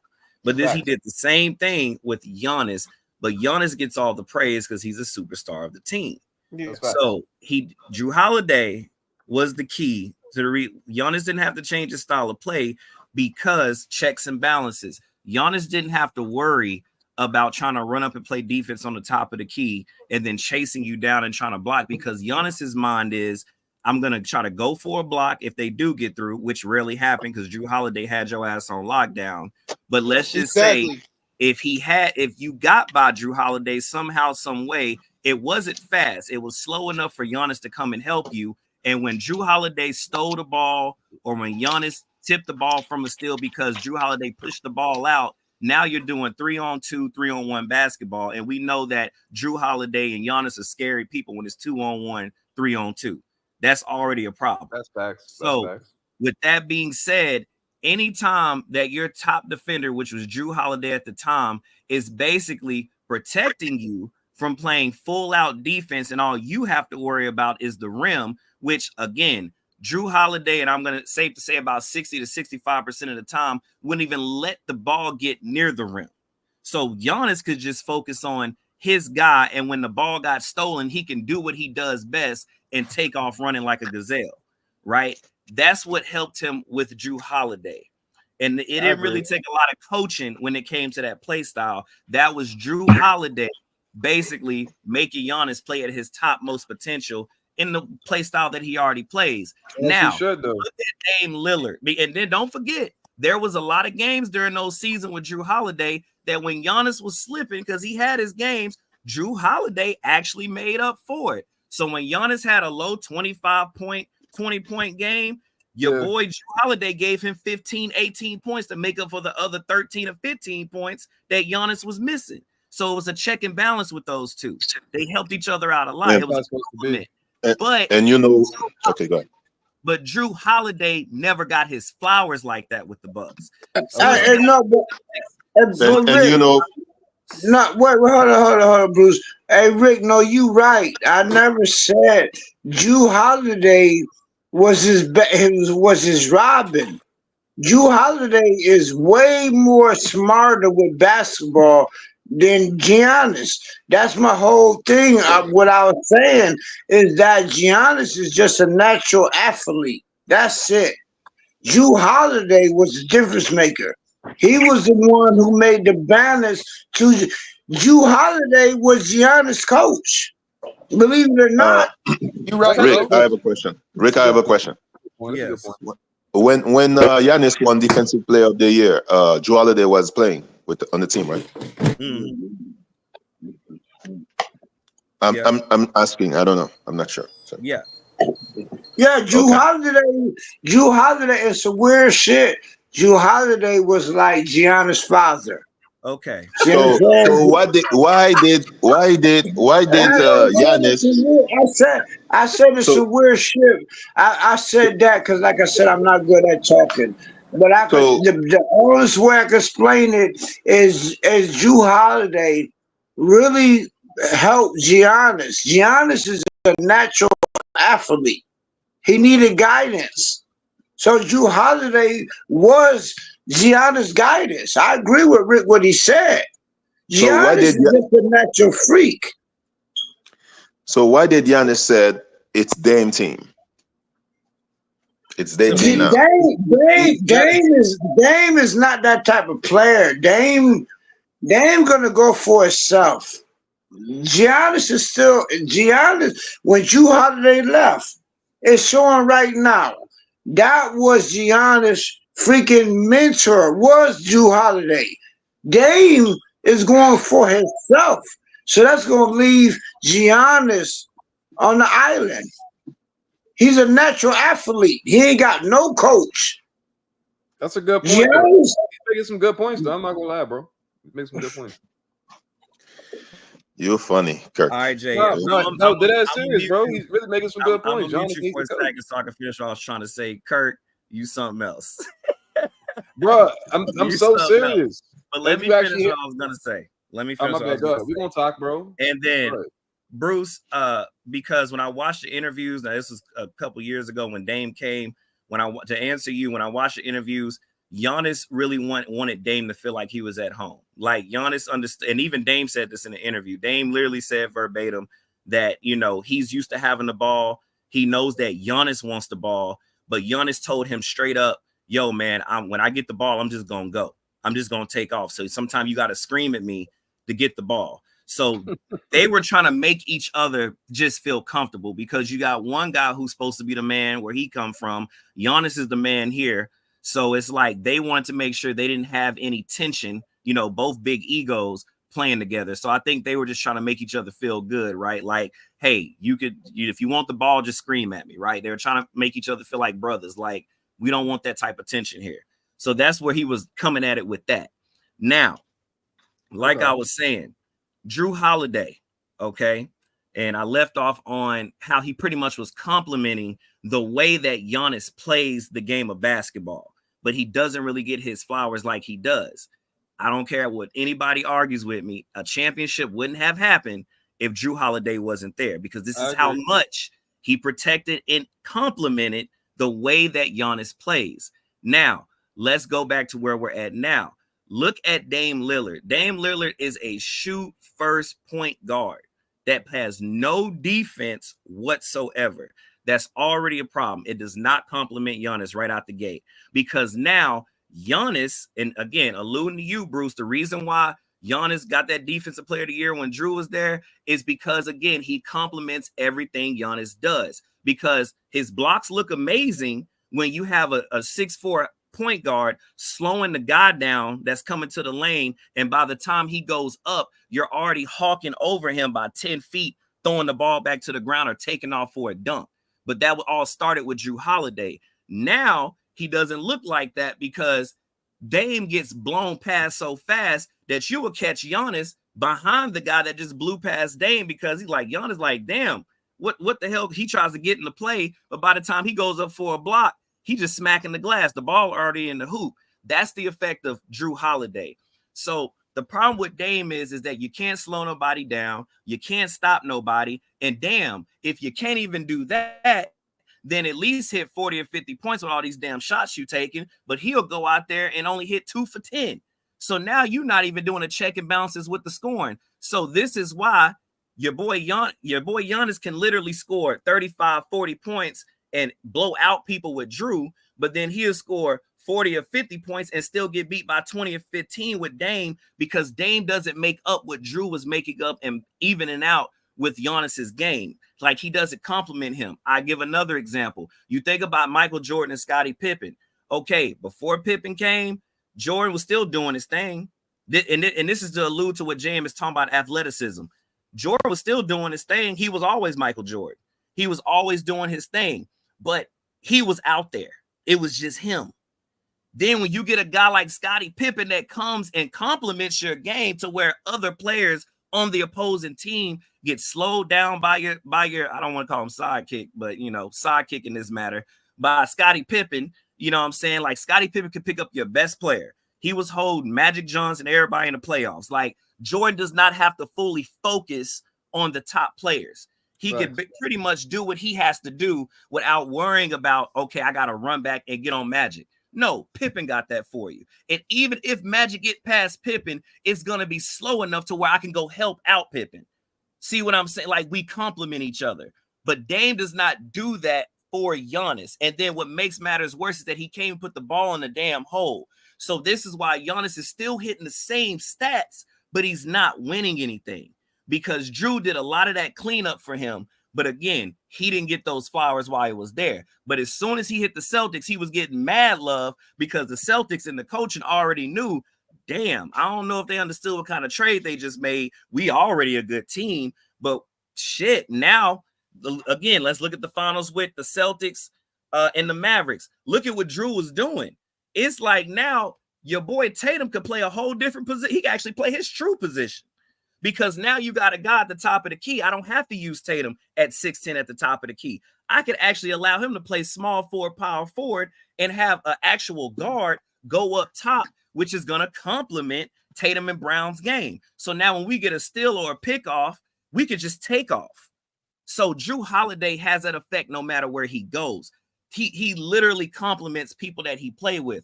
Going back to Giannis did not change his style of play. The only thing that he got better at was that little mid-range shot. It would be great if he had a little combo move where he go between the legs and stuff like that and just pull up on you, but he doesn't. He has to set his shot up, come up quick, and shoot the ball. And it's so-so. It's not like he's a sniper with it. So that's the only thing that changed. The reason why I said Giannis needs to stay where he's at, because what coach, what organization, what team is going to say Giannis? Well, unless you go to the Hornets or something like that. But well, hell, not even that, because LaMelo's there. I keep forgetting. But a Rudy Poo team that doesn't have anybody and they're just happy to have you. What team right now can you think of that could make even a fight in the playoffs that would let you come and do what you want to do? I can't think of too many. And if you do, they're all at the bottom of the barrel. So my thing is this: stay where you at, get rid of Dame, get some more pieces. Like I said, like a Todd James, like a Buddy Hield type of player, like a Wiggins type of player, players that can run with you, since you like to take off and run. Get some scrappy players and actually make it a headache with, like, you're going to be the headache playing against the opposing team, because now all you guys take off. Now you got guys that can shoot mid-rangers. You got guys that can dunk. You got guys just as athletic as you. But if everybody just has to focus on you, 4 or 3 people on the opposing team, you ain't gonna never go nowhere, because either you're gonna start getting charges, you're gonna start missing them shots because you're taking hard, bad shots. Jrue Holiday opened up lanes for Giannis, and he played defense for Giannis. He made defense a lot easier for him because, like I said, Jrue Holiday is not gonna allow a bunch of people to just come down to the rim. And if he did, it was slow enough to where Giannis could come help and throw the ball the other direction and go dunk the ball. So we got to really understand that Giannis's play style is not going to be conducive to more than half the teams in the league. It would not be wise to get traded and then you don't change your way of thinking of, hey, I need to change up my style of play to be conducive with these guys. I don't see that happening this far into Giannis's career. He's hard-headed, as they would say. He won like this. He's been doing it like this. It's going to be hard for him to change that. So, and he's in his prime. So, you know, he's not going to change anything. So at the end of the day, yeah, he can get traded. But now, of course, you got to get into the complexities of his salary, you know, what he wants, all this kind of stuff. I don't know if some top tier team is going to deal with all that. I'm sorry. It's like, look, yeah, you won a championship, but the way you plan is actually going to hinder us. We need you to play like this. If he's cool with that, trade Giannis. That's fine. But my whole thing is I wouldn't go nowhere. I'm going to play how I want to play, but just get pieces around me who compliment me. They probably won't be as good as Jrue Holiday, but at least compliment me to where I have a fighting chance, because I'm still dropping 50 points. I'm just not winning. So then the question becomes, if I'm still doing the same thing and I used to win, but now I'm not winning, what are we missing? That's obvious. You traded out Dame for Jrue Holiday. That's what happened. Coaching, yes, Budenholzer. I think Budenholzer was a great coach. I think Budenholzer, to some degree, had a good bond with Giannis, because when he came there, you know, coaches and players can have a good bond. He's been there for the whole time Giannis been there, right? Like, they probably have that good bond, but there's been times where you could tell Giannis probably wanted to do something, or you'll see Giannis making a face on the bench and he wouldn't say nothing to Budenholzer. So you already know they had a good relationship in a sense. But the coach after Budenholzer, anybody after him, Giannis does a lot of petty shit. Giannis talks back. So you can get him a new coach, but how was that relationship going to be? That's another thing you got to question. He had respect for Budenholzer. So you bring another coach in and he doesn't have the same respect that he had for Budenholzer, you still in the same boat. It's the same hole in the boat. So nothing changes. So I don't think he needs a new coach. I think what he needs is to get better pieces that complement him, because he's not changing that style of play. All right, y'all can go, and Clippers fan, if you have more to say, you can go ahead. Hey, yo, I like your rebuttal. That was a good one. But I still believe that Giannis is a natural athlete. He's a freak of nature, right? Like, there's been many people like him before. He ain't the only one who's special. There's been other people. He just need to be taught. He never been taught. Like, see, the problem with when you a natural athlete, you don't have no coaches. You got coaches who just say, yo, go out there and do what you do. That's all they doing with Giannis. Go out there and do what you do. That didn't help Jordan. Like I said, I could produce many examples of many people just like him. And like Kobe, just go do what you do. Iverson, go do what you do. Right? That's not a coach. That's not somebody helping him. Giannis has nobody to help him. Hopefully, he'll get a coach that will help him. He needs help. If you think that ain't true, fam, you could name by yourself natural athletes who needed a coach. Jordan didn't win nothing until Phil came there. JR.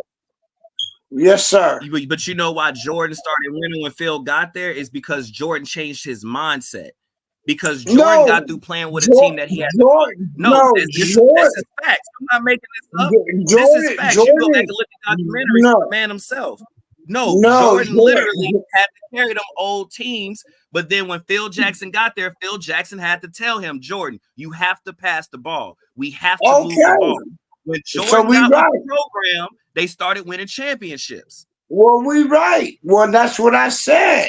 No, you You didn't got say that. natural talents who need a coach. Giannis needs a coach.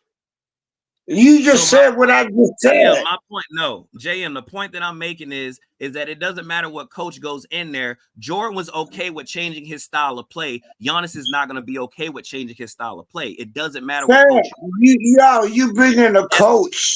He ain't got no choice. Ain't got no choice. No. Well, okay, you just said Jordan. I know what I'm saying. Hakeem Olajuwon taught Giannis how to do all those moves, but does he use them? What's the point of me coaching you or training you if you're not going to use what I taught you?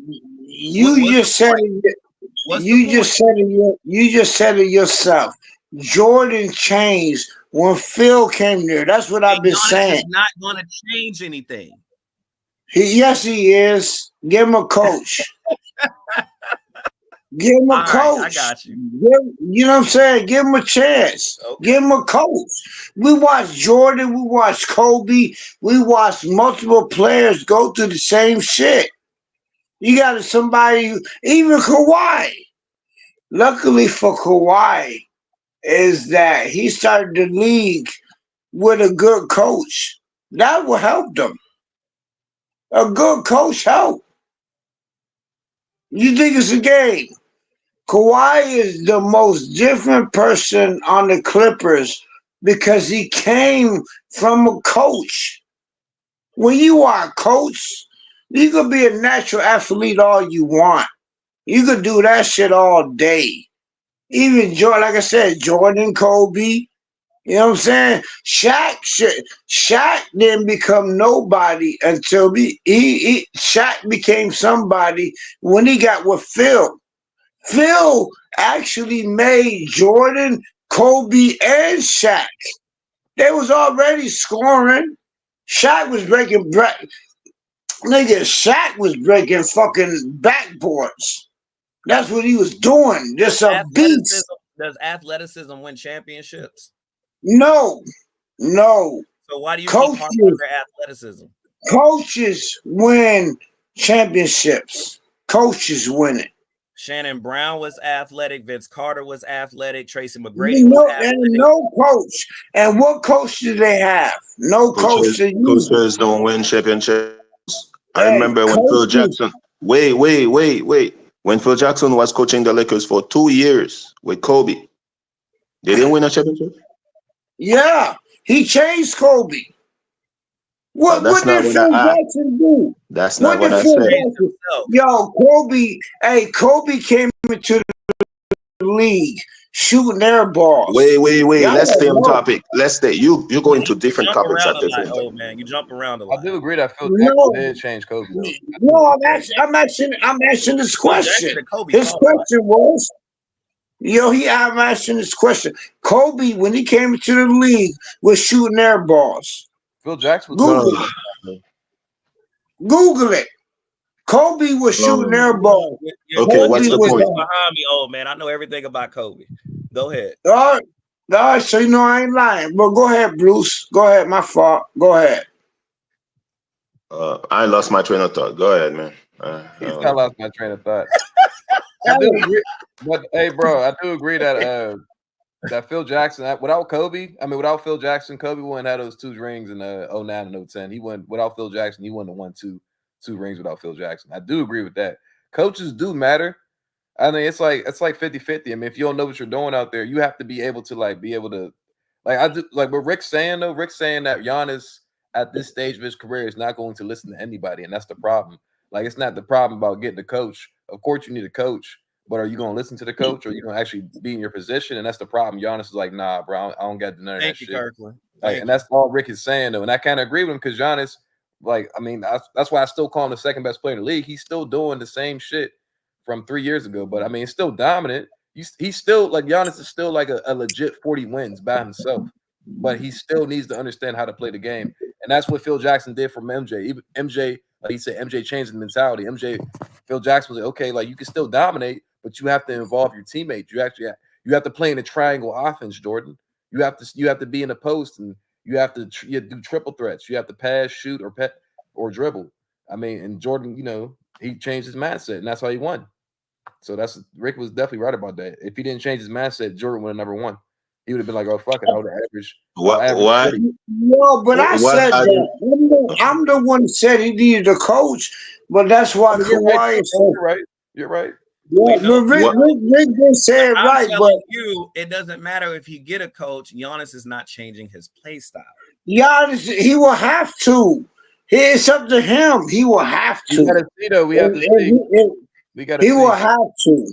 He will have to change. If he want to be the greatest, he will have to. Jordan didn't want to change his mindset. He's Jordan. He's Jordan. Yeah, that's what Rick said, bro. So what? Yeah, so but how many coaches have Giannis had so far? He had 3. nobody. He ain't got no coach. He had Budenholzer. He had what's the black guy's name? I forgot his name. He wasn't there long. Giannis got rid of him, and now he has Doc Rivers. Okay. That's no three, coach. 3 coaches. No, Doc Budenholzer. Rivers. You got to give Budenholzer his respect. He won a championship with him, and then Well, he never well, talked to Budenholzer. You got to So be hard with Giannis. that's the coach. When you an athlete, you got to be hard with them. He You got had to be 3 coaches. hard. JM. He had 3 coaches, and this is the point I'm making. When in those 3 coaches in all his season of 11 years of playing basketball did he ever change his style of play? That's the point I'm getting to. Hey, once again, I'll go right back to Jordan. Jordan All for 3, 6 it don't years matter who you straight. go back to answer No, the question. you 3 different gotta coaches have. that have 3 different mindsets on coaching. Did he change his style of play? He ain't found the right one. Like I said, I'll go right I'm back to sorry. Jordan. I'm sorry, Jam. You keep I'll go saying right back. I'm Wait, sorry. let I'm me sorry. ask No, you. no, no, no, no. You've been Let me going ask on. you this question. Let me ask No, you this no, question. no. No, Let me say what I want to ask you this say. I'm gonna question. forget Let because me you're ask gonna you this talk about question. Kobe, Mama, Go Daddy, ahead, Bruce. whatever. Go ahead. Go ahead. Hey, all the great players, they don't need coaches to get better. All the great players, they already work on their game every summer. They don't need somebody to hold their hands. Giannis does not need a coach. He needs to get better, work on his weaknesses. Every season, you have to see something with a great player. Do we see that? With Giannis? No. The only difference I see is shoot. And what else? All the running to the rim is not going to work out when you reach your 30, 31, 32, 33. You're going to have to rest your legs. That's a good point. That's why I said earlier that he needs a back to the basket move. Totally Every agree, great player though. He turns to definitely that. does. Jordan, his first 3-peat was a high reel. And then his last 3-peat, he was a fadeaway king. He had to change his game up. But I will say this, though. Hey, Rick, but I will say this, though. His first, I mean, you're right about that. He was a freaky athlete in his first 3-peat, but his game kind of did change because he was shooting mid-range, a lot of mid-range jump shots. He was getting older. That's what Bruce is saying. No, I'm saying like like from 91, 92, 93, he was like, you could see like his mid-range game was getting more like better like every year. Absolutely. Like he definitely, Absolutely. Yeah, so I totally agree. I agree with you. Like Phil Jackson did, like obviously like his mindset did change. And Bruce, like I see what you're I can see where you're coming from, Bruce. Like for great players, it's within. So it's like they don't really like, of course you listen, but like you just said, they work on their game every summer. So it's up to them if they want to change or not. So I see y'all points. And just to stay on the topic, right? Yeah. Bruce mentioned this earlier. Hakeem went to, not Hakeem. Giannis went to Hakeem Olajuwon, went to his camp. Do any of y'all see Giannis doing any of those moves that Hakeem? Hell no, mate. But watch this. When Kobe went, that's all we saw when Kobe played. That's all we saw him do. Even LeBron to a certain extent. LeBron. So here's my point. It doesn't matter if you get a mentor, a coach, a guru, a trainer. If you're not going to listen to them, he's hard-headed, like you said. You said it's hard. He's hard-headed. That's exactly what he is. Yeah. And like Bruce just said, it takes the person within to literally go and want to get better and work on those things that were taught to them. So it again, Giannis had 3 different coaches and he plays the same way. This is 11th season. He's not changing no time soon. It's not the coach. Hey, yo, I'm sorry for cutting in, but you're unmuting my mic. Jordan, how many coaches did Jordan go through? How many coaches did think like Kobe three. go He had through? like 3 coaches, bro. He had like He one went coach. through 3 coaches, right? No, Until bro, Phil no, came he there. didn't go through 3 Oh coaches, man. bro. He had Fam, he had 2 hey, coaches in the Bulls, and then he had 1 coach in the Wizards, bro. That's not going through coaches. Oh man. hey, listen, man. Sometimes, and I said that before, I chatted it, and I hope I'm not yelling. I'm losing my hearing. Honest to goodness, right? When you to be a coach, you got to be a father, What the right? fuck? Oh. Yeah, it's some weird shit. Bro, It's stop some weird saying shit. things What like I'm that, saying. bro. But when you got people who are See, that that's why gifted. we call you just Yo, Modelo. yo, it's okay. It's okay. Whatever you call What? me. But I'm about to speak the truth again. That's not When no you truth. are that gifted, you that gifted, like you already got the gift from God. You You said are they have that to be a talented. father. What has to do Yes, with coaching? yes. A good coach. Yo, can I finish? Hey, Can I yo, hey, finish? God. Can I finish? Hey, yo, honest to goodness, it sounds crazy, It but to is be a good coach, you gotta be able to handle that talent. You gotta be damn near like a father, okay. That's for real. better, bro. That's better. Like a father. You don't gotta be a father. No, Remember not Kyrie? not they father, but you gotta be able to guide them. Like they got the talent, they got the gift, they got it, right? But they young, they don't know what the fuck to do. And so you got to be able to raise them. You got to be able to raise them. You laughing, but it's the truth. It's Oh, the I truth. know what you're saying, bro. Hey, remember Kyrie was like LeBron, bro, and they asked Kyrie. What the reporter asked Kyrie? He was like, "You see LeBron as a father figure?" He said, No, "Father." I had one father. Hey. You know what? I don't even like LeBron, but I can already tell what LeBron problem is. He never had nobody to raise him. That's why LeBron doing what the fuck he doing. He's a big ass I don't know kid. what you're talking about, but okay. I don't know what he's talking LeBron about. is a big ass kid. That LeBron I give you is that, a bro. He is. big ass kid. LeBron is a big ass kid, bro. I do. He's Yo, a big and ass. Kirkland just He gassing this man. He get on my nerves, yo. No, because he is, Like bro. he He's just making gassing some. him. He makes some bad and some good points, bro. I'm just like, what some good points is. Yo, LeBron is a big ass kid. you petty as hell, I bro. know. no. I'm just I I'm don't just agree with keeping everything it he's saying, real. though, bro. I ain't gonna lie. I'm I'm not saying keeping it real. LeBron never had nobody to coach him. I don't even like I mean, LeBron, they'll say but nobody. Really? everybody. Eric Spoelstra? I was about to say that. What the fuck is No, and then LeBron tried to fire him. He a because he big ass kid. He I get tried to fire Spoelstra. Y'all forgot about that. That's why no, I didn't LeBron forget left about that. He Miami. definitely did. He definitely did try to get him fired though. He tried to fire the coach. LeBron So what's the is a point? natural. He's a natural athlete. That's what LeBron. I don't even like this dude, but I give respect for him. He's Yeah, a you're gonna natural. LeBron could play football. Are you kidding me? A lot of They athletes. making. What? They got Allen commercials Iverson right could have played now. football. What are we? Exactly. A They, lot of they, athletes can play football, bro.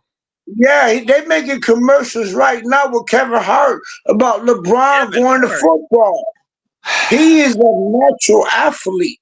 He is somebody who gifted from God, right? But he does not. He's never had the guidance. Never. He's never had a coach. Every coach LeBron has ever had would just say, "Do you?" That's why LeBron the way he is right now. He Oh, never had a father figure. oh, Never. oh God. He is wild. Listen, oh God. LeBron is 40 years old. LeBron is 40 years old. And he still thinks in his mind that he got more own, he more smarter than a coach. You could never now LeBron is too late to coach him. He think he's smarter than the coach. Bro, You can LeBron about to never. retire, bro. Like, what are you? A lot of players LeBron think would like that. never A lot of retire. players who had fathers No, in the house think that way. LeBron would never retire. You're gonna literally have to force LeBron out the league. That the league is all LeBron knows. LeBron will never retire.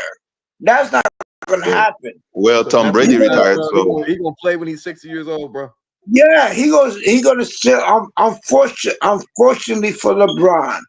Unfortunately, they the said the same NBA thing is about all. Kobe, and what happened? Nah, LeBron don't get hurt. He I don't wonder, get hurt like Kobe did. I wonder why. LeBron is a special being. He takes He's special. gonna play. He's gonna keep playing to all these kids in the league. You can't even take him out the league. His daughter, I think. The league is gonna literally have to keep LeBron out the league. Literally. I can see that. He is that special. Yo, I can he's see that. the But let's not talk NBA. about Finally, LeBron, though, finally, bro. Rick. Like, Shit. let's not I talk was about going backstage LeBron, for like bro. 30 minutes. Because he going All right, crazy, T bro. Like, Sweezy. T Sweezy, he's you making and some old man good and go at bad it for points, another bro. 30 minutes. I for sure he was. He's making some I good can and bad only, points. hey, I can only say the truth. I can only say the truth. I don't I know can if you're only saying say the the truth, bro, truth. because you said the Clippers is the Yeah. best team in the West, bro. I'm not trying to Yes, hear we that. are. We are the Oh, best team in the West. hey, We hey, are. hey, JM, prove that to me. Bro, he can't prove that to you, bro. Don't even entertain How? that, bro. What? Actually, no. I don't know who you is in the background. I bet you ain't got no friends. I could tell that by the way Because you I said the talking. Clippers are not contenders, really? No, because And I you said the say Clippers are not. you challenge my opinion. No, because you're lying. You did the same thing with Mr. Maj. You just See, said, you doing it again. but You he just challenging my. hold up. It's how I You're think. not keeping it Damn, 100. he You're just just telling being you to prove biased. it. He just telling you to no. prove it. Man, But it's How? my How are they a threat? opinion. Who are the It's Clippers my beef? opinion, fam. I state my word. If Okay, who's break in it real down. life, I How are the will not Clippers better punch than you the in Knicks? your face. I How are the state you my did Clippers? say word. How you are did the say Clippers better than the truth though. Timberwolves? He said he's speaking the truth. You did say you were speaking the truth, JM, and I don't know He that. ain't Kirk, saying nothing. He just saying Clippers gonna win it all. But Damn, he I promise you, if Clippers I fight saw Lions, Kirk you, is Tigers, and gassing I'll Knicks. this punch you man in your face. why are you I talking to already people know like what that, bro? you is. Why are you I talking already to know what you is. I already know what you is, nigga. You ain't got no friends. You a bully. You just want to do all this. I What are you promise you, if talking I see about? We're talking you, about I'll basketball. punch you in your face, straight up. I'm Now asking leave No, me he the you, got fuck to do the alone. Oh transfer. my He got to Let's God, do the not Stop get to transfer. this. talking to Let's JM, not me. get to bro. this. Stop I'm talking to asking you, me. Hey, how are no the more Clippers Talk transfer. about great? Yeah, I'm gonna have to basketball. kick you off the show. No Talk more Y'all about got transfer. you basketball. relying on the dude Talk with about degenerative knees, basketball. can't stay healthy. Then you got fucking playoff struggles on your team. I don't trust y'all, bro. You don't have to. It's my opinion. What do you don't Don't get? get me wrong though. Y'all got pieces and shit, but come on, bro. Y'all not. Come on, bro. Y'all Why not you gotta punch championship people in the Damn, face contenders. though, bro? it's my Hey, opinion. Kirk, Let get off it your mic. go. My bad, bro. Let it go. What I the was fuck just like, wrong with damn, you? bro. If I see you, Let it bro. go. Let it go. Hey, Jam, you gotta punch him in the face. That's kind of wild, bro. Hey, let it go. I'm telling you, I deal with people like you on my. That's why I know what you is. Why you I didn't know punch what Herb in the face? you is. Yo, let it go, bro. It's my opinion. I'm answering the question. I'm talking about basketball. You coming at me. I take my word. If I saw you, I'll punch you in your face. All right. Because I All said right. the Clippers Dang. championship contenders. All It's right. crazy. I went ahead and just removed. I told him don't do it anymore. He did it again. So I went ahead and removed him, y'all. He need to calm down. All right. So What the fuck? JM, come back next time, man. I think you a little too hot headed. He's making like good and bad points at the same. It's weird, bro. He Like, making opinionated points. Let's keep it and that's what I clear. was trying to tell him, bro. I'm like, bro, like he's like, it's my Nah, opinion. you were just throwing oil behind a tree. Nah, but That's he what was anyway. making some good and bad points. Though. I wouldn't say like he was totally insane. Like he was making some good and bad points, but I was kind of hyped. But nah, bro. Hey, since T Sweezy's back on, bro. Remember you said Steph Curry's better than Shea, bro? I disagree with you. I think Shea's been better. I think Shea's better than Steph Curry right now as we're speaking. That's just me personally, bro. Why you think that? The reason why I say that is because Shea is producing better offense than Steph Curry and playing better defense Really? than Steph Curry. No, Really? seriously. No. Leading You're not getting what I'm saying. I'm saying Shea had a better. Just because Shea had a better year than Steph Curry doesn't mean he's necessarily better than him. I'm not saying that was my either, point. Bro. I said Shea was top 5 last year, but he's not better than Steph. The same thing with De'Aaron Fox. De'Aaron Fox was better than Steph Curry the last 2 years. Is he a better overall player than Steph? No, he just had a better year. Right now? That's my so point. You think Steph Curry is a better player than Shea right now? Yes. I have a question. If you put Steph Curry on the OKC and SGA on Warriors, who's gonna be it? Which team is gonna be better? So OKC probably still have a better overall team, but I could tell you this. So you mean that SGA has better players around him? So SGA, you're telling me SGA has the same impact as Steph? I totally disagree with that. I think he doesn't get guarded the same way how Steph get guarded, bro. That's a good point. I agree with T-Sweezy. Yep. Ain't nobody locking Steph up 1-on-1. Let's be real. I totally agree with you, but that's why they send a big old tall motherfuckers at Steph. The gravity Steph Curry has on the court. Bro. What'd you say? That's what Buddy Hield was saying last night. The gravity he has on the court. Buddy Hield is gonna have a career here, and he's saying that he's getting wide open shots. He cannot believe it. That's crazy though. Didn't Steph had a subpar game last night? And they still put him out? He's been having two subpar games, and Buddy Hield has been the best player. He's been scoring like crazy. That's Buddy Hield gonna have a great year.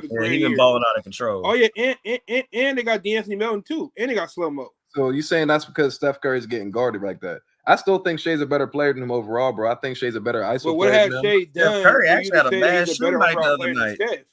What'd you say?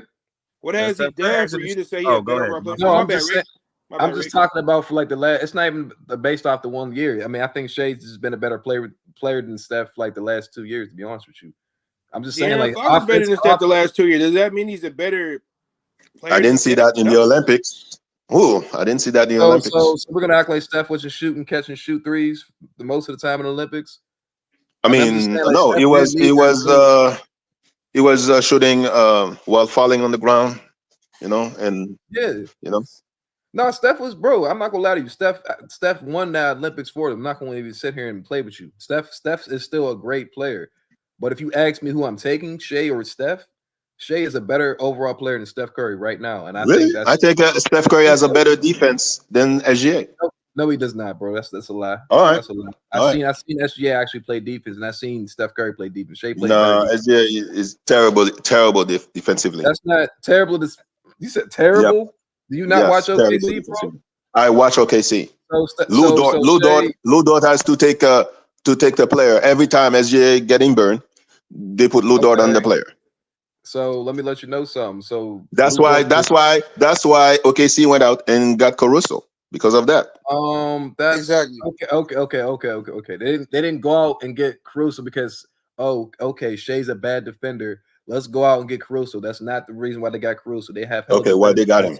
That's not the reason why they lost either, because Shea had bad defense. Shea averaged 2 steals. I think he averaged he averaged 2 steals last year. He was the steals leader last year, tied with De'Aaron Fox. Then the year before that, he had a steal. Everybody can get steals. Hold up, bro. He averaged a steal in a block before that year. SGA is not a great on-ball defender, but he is a great off-ball defender. SGA plays. I literally watch this man play defense every night, bro. He plays better. I'm not saying Steph doesn't play defense either. Steph plays defense. But I think Shea's a better defender, and plus his length too. SGA is a great hustler. I will give him that. Yeah, he is a great hustler, but he plays defense. But he's not a great on-ball defender, though. I'm not going to sit here and say he's the best on the ball. I think Jay Williams is a better on-the-ball defender. Lou Dort. Now I think obviously Caruso's a better on-ball defender than Shea, but Shea is not like someone that you can bully on defense. Though I haven't seen that. So I mean, I'm not going to sit here and say that, but. Steph, I mean, he's on. I'll say this though, he is on Steph's level. I'm not mad if you say Steph is a better player than him, but I think what SGA has been doing for the last 2 years, averaging 30 on 50% shooting, led his team to the play-in, then led his team to the best, the best record in the West. And that's not. I mean, they have good players. I'm not saying Steph needs a better team around him, but I just think he's just a better overall player than Steph. I mean, SGA was not playing with Klay Thompson, so I mean, that's true though. That's true. He wasn't playing with. I mean, but Steph is also playing with other bad players too. It's not even just Klay. I mean, he was playing with Ty Jerome. Better defensive player? What'd you say? Are we saying who's the better defensive player? I was just saying Shea's a better defensive player. He didn't agree with me. I guess I don't know. I think that's just discernible. You can see Shea plays better defense than Steph Curry. Bruce, you think Steph is better than SG in defense? Exactly. You hear what he's saying, bro? He can't even. I was saying that just to troll Kirk. I know he was, bro. I was like, bro, what are you talking about? Listen to this. I was like, yeah, I was just messing with Kirk. But yeah, it's just don't play defense though, bro. I really watch OKC, bro. He plays defense. He's not the best defender ever, but he plays defense. The whole team played defense, bro. Like, literally, like he has to play defense. Like it's not like he can't guard, bro. I'm not gonna sit here and say he can't guard. Like he can. So do you think they're gonna miss what's his name, Giddey?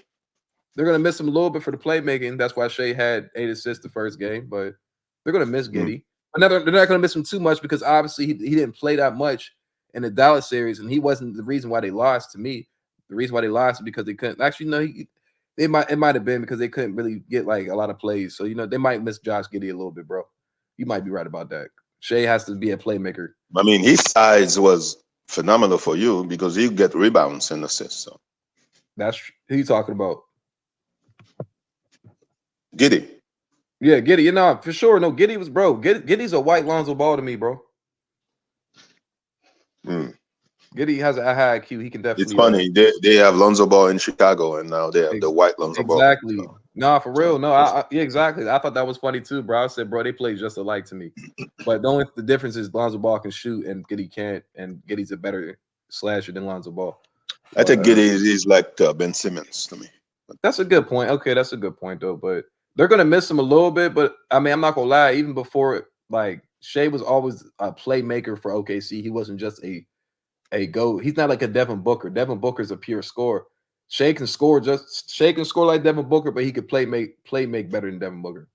But he knows how to. A couple of weeks ago, BJ was doing a less prediction, like who's gonna be in the finals, and I said OKC versus Philadelphia Sixers. I think I'm gonna change it because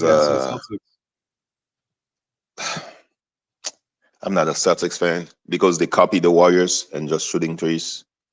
I mean, the way they dismantled the Knicks, I think it has to be the Celtics by default. But I agree, Bruce. I mean, they do play like the Warriors. I like the way they play because they make the game easier. They don't make the game difficult. And just like what Rick said, which I think Drew Holiday is the most underrated player in the NBA. He's an Hall of Famer, man. There's no question. He's an Hall of Famer. He does exactly. So it's like I definitely see the Celtics and OKC, like for sure. But I wanted the Clippers or the Warriors to get Drew Holiday. When they traded him to Portland, that was crazy. Clippers definitely needed a Drew Holiday. Imagine Drew Holiday and Kawhi. I ain't gonna lie, that would be a tough ass matchup. That's one of the reasons why I blame Giannis for what's going on with the Bucks, because he was celebrating like they won a championship when they got Dame. Oh, now we're gonna win. I mean, we missed Drew, but Dame, that's another level. That's another level. He has to say that though. He gotta say that though. That's the biggest issue, right? Is how happy he got when they acquired Dame. All the talking he started, because now if you say anything outside of we gonna win, it just makes you look bad. When you look retrospect, it's gonna make you look terrible. So I felt like when he did that, I was like, bro, y'all have to win now. You can't make no excuse. Yeah. You ain't lying, bro. Ain't no excuses with that nigga, bro. But I don't know. I mean, obviously, like you just said, they ain't looking too good, bro. I mean, Dame looked pretty good for the first game. So, I mean, that's all I can say. He's gonna look good. You know, he's gonna look good. Facts, but a car look good, but if ain't no gas in the tank, it ain't going nowhere. I agree with you, bro. And the car look clean, it's nice on the inside, but ain't no fuel in the tank, so it's gonna exactly look what nice. Shit is, bro. But I do agree with you, Bruce. It's gonna be Celtics and OKC, bro. OKC too. I think they just too disciplined, bro. They too disciplined. And all I gotta say, I'm excited. Basketball is back, and You know, I was tired of watching football only. I'm not a big baseball fan. You know, I'm not last either, time I bro. was really interested in baseball, Sammy Sosa was black. So yeah, How long ago was that, bro? I don't know, 10 years ago. Oh, that's a while. Okay. I don't watch baseball, so I don't even know who that is, bro. You don't know Sammy Sosa? I don't think so. Sammy Oh Sosa. man, wow, Yeah, I gotta do okay, better, bro. wow. You don't know Sammy Sosa? I might Chicago not Cubs? know. I mean, You might not know him because Sammy Sosa did change colors. Did he really? Wow. Like on purpose? Are y'all serious, bro? He did the Michael Jackson trick. You know, No, he you may didn't. not, He was black, kids then may not white. understand who Michael Jackson is. They be like, is he the black guy or the white guy? Why would he do that? He had like a skin problem or something? I don't know. I don't know. if he Michael did. Jackson had vitiligo. Yeah, but Him, I don't know. he actually had a condition, Michael Jackson. But yeah, man. Yeah, Sammy, you might not recognize him. What's Look that at some nigga's old name? people. Sam what? Sammy Sosa. Oh, you're looking him up? I have to know. Did he really do Well, that? you're gonna see two versions. So Why would he do that? Mm-hmm. Yo, I guess that was in the script. What the fuck? Oh, that's some sick ass shit. I always told myself I don't want that kind of money where I start changing colors. Like, keep Yeah, that. he was like, "Yeah, bro, you gonna have to do us a favor, bro. This nigga look like a pedophile." Oh wow. man. Oh man. I'm sorry, bro. That shit crazy. This nigga just. Oh wow. Oh man. That's scary, bro. Okay, I'm sorry. Sammy Sosa. That's wild as shit, though, bro. But I think I'm gonna get out of here, y'all. All right. Right. Rick, thank you for the stream. Salute. Thank you. It's been a while. Facts, bro. It's been a while. We were thirsty for your point of view. So we glad you were. Look, that's why I kept it going today, man. BJ, he had to get going. He's like, "You got it." I said, "I got it, bro." I said, "They probably miss, but they probably don't." Yeah. Oh yeah. We hope everything is good with you and your family. So. Yes, man. Like I said at the beginning of the show, I got a promotion, so they've been working me like crazy. But yeah, ooh, congratulations! Congratulations! I appreciate it. Went from regular worker to supervisor. They should have told me. Ooh, there you go. It was you know, you get paid more, but the headache comes with it. You know, you're gonna get a lot more hate. So that is true. Already got a taste of that. Already got a taste of that. You're like, you change, man. You change. You know, you guys, hey, just do this paperwork. I'm gonna have to write you up. Simple as that. Do shit. What you do, Rick? So I work in the juvenile correctional facility in Gainesville, man. So I went from just being a regular JCO correctional officer. Now I'm the supervisor of JCOs. So I'm a senior officer. So, you know, I got to take care of my team and the kids now in the whole facility that I work in. Oh, wow. So, yeah, you're a big dog. A lot of paperwork, a lot of camera, a lot of stuff. It's crazy. And one day I went from just worrying about what I have to do to, hey, we need this done. Hey, I need this. Yo, they need this. I'm like, oh man, hold up, slow down. Wait, hold on. Wow. Just slow down. Ooh, you never know. Maybe you're gonna run for office. So. You know, hey, you know what? This is good practice. This is good practice. Yeah, you could be a sheriff or something. You know, but it's actually fun. I thought I was gonna lose my mind, but I'm actually starting to have a little fun. Granted, that's probably why they picked me. You know, people got to pick you for the position. So, you know, man, I'm blessed. I'm highly favored. I thank God every day. It's cool working with those young men. You know, most of them are just lost. So it's pretty cool to have conversations and see them get through their treatment plans and become better people. Can't save them all, but it's pretty cool to save some. So that's what's up, bro. Yeah, man. That's what you're doing. What Jam was suggesting, the father figure. There you go. There you go. Yeah, that was crazy, bro. He said that man said he needed a father figure. Like, oh man. Yo, I said, what the hell, bro? Man, and you know what's funny? Those kids, man, they sometimes there's some I can't wait to go to work, man, because you never know what's gonna happen. Like they something else. They are something else. And I think the biggest thing I like about it is just seeing them get better. You know, the first day I meet you, because I work in a program where we get all the worst kids on the installation. So it's IP, like they're the worst kids on the installation. So they can't stay on their jail cells or their other dorms. They come to us.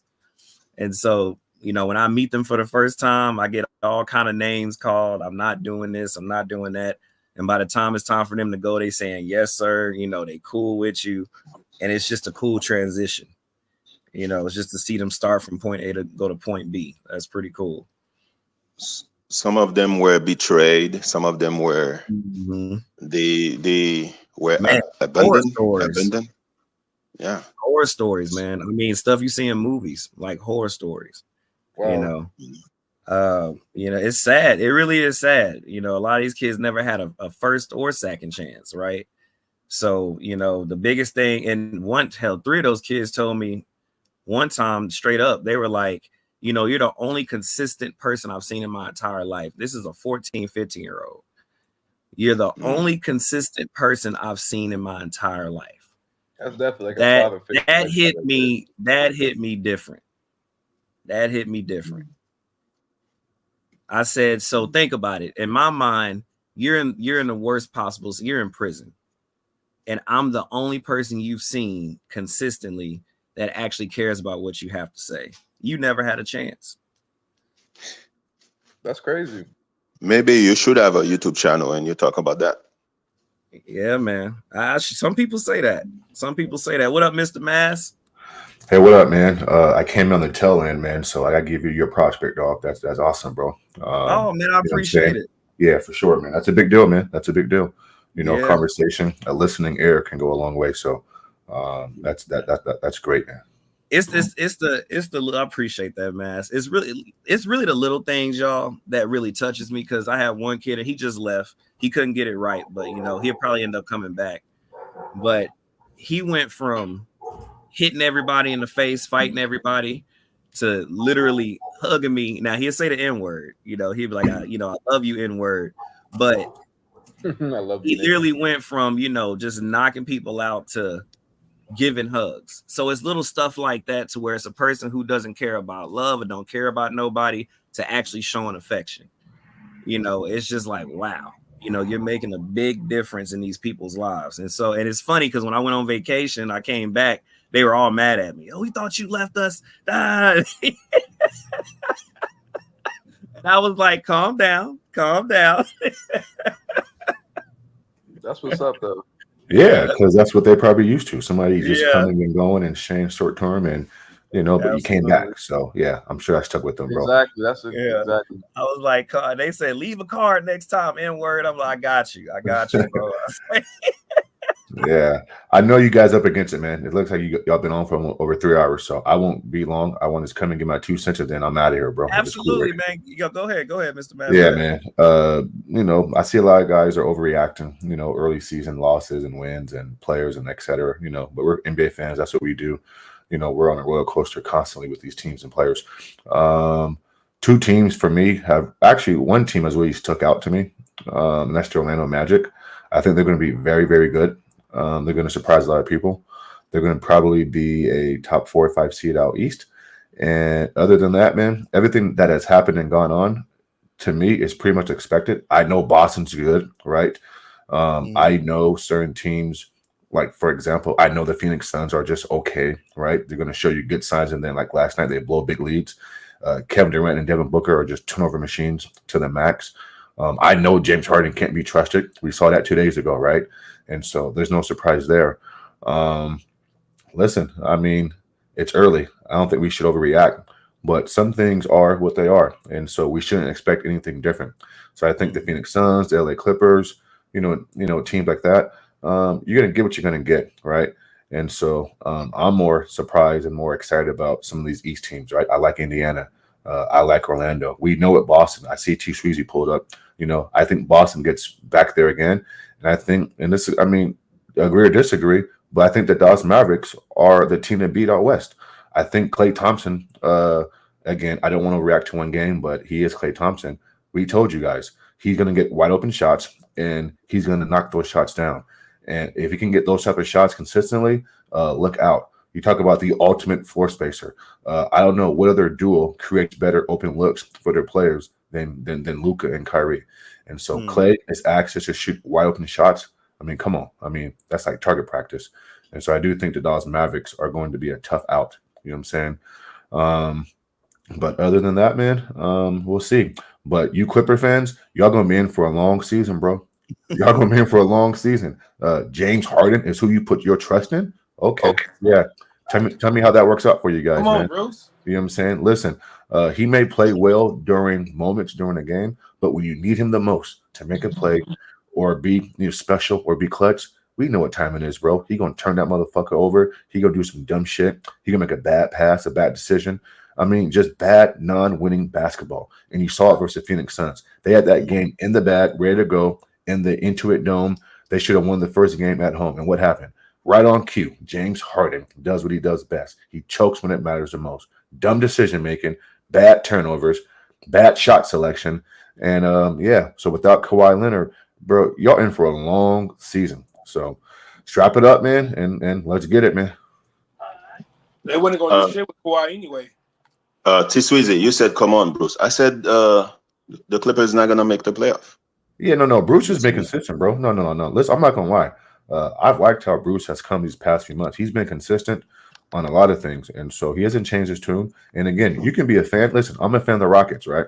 We lost game one, blowing the lead, and then we came back last night and came back versus the Memphis Grizzlies. But I'm a fan. Rockets is my team. I don't think we're making the playoffs because we're too inconsistent. And so it's okay to like your team, but you have to be able to call out BS when you see it, bro. And anybody with a basketball mind or somewhat of a basketball IQ or acumen, you can't tell me that Los Angeles Clippers have the roster of personnel to compete in this wild, wild west with James Harden at the helm. It's not going to happen. JM was in here. You should have listened to what he was saying. Who was? Your boy JM. Oh, my God. Man. I mean, it's his opinion, bro. I mean, listen, we can't change his mind, man. But I'll tell you this, though. The Boston Celtics, whew, good luck. Oh, and Porzingis ain't playing, and they still doing this? I mean, come on, man. This is crazy. This is crazy. They never really needed Porzingis, bro. Like I said this last year, Porzingis gives him that Kevin Durant feel. That's what he does. He gives him the unstoppable. Oh shit, we really can't stop this team, and then you take him out. You know what? You're right. I didn't think about it like that. Yeah, I said that. I was saying that last year, bro, because I was watching the game. I said this team looked like a 2017-18 type of Warriors team. Not exactly. Kevin Durant. Yeah, what? That's what Porzingis does. He makes everyone's lives easier, bro. You got Drew Holiday. Like, come on, bro. Yeah, he definitely makes the game easier. Porzingis is allowed to play one-on-one basketball. That's what he's saying. Well, you guys, he's 7'4" who can shoot a jump shot and rebound and block shots. So I mean, he definitely makes people's jobs easier. I mean, there's no question about that. But they're so gifted and talented that they're doing this and they can still play a winning style with or without him. And you mean to tell me that they're going to implement him in 2 months because they said he's probably late December, early January he's coming back, and you're adding in Porzingis? Come on, I mean, like, what are we doing right now, man? And then last point, Rick, the Dallas Mavericks. Everybody said Clay is washed. He can't do nothing. The Dallas Mavericks, blah, blah, blah. Did y'all see how many open shots he got? Open shots. Yeah. You feel me? Open shots. Not contested shots. We're talking like Luka and Kyrie creating open shots. I mean, listen, that's Klay Thompson. I mean, washed or not, he can still shoot the basketball with his feet set, right? And so the Dallas Mavericks are going to be a problem. And so my early season prediction, Dallas versus Boston again, and Boston gets it done in 5 or 6.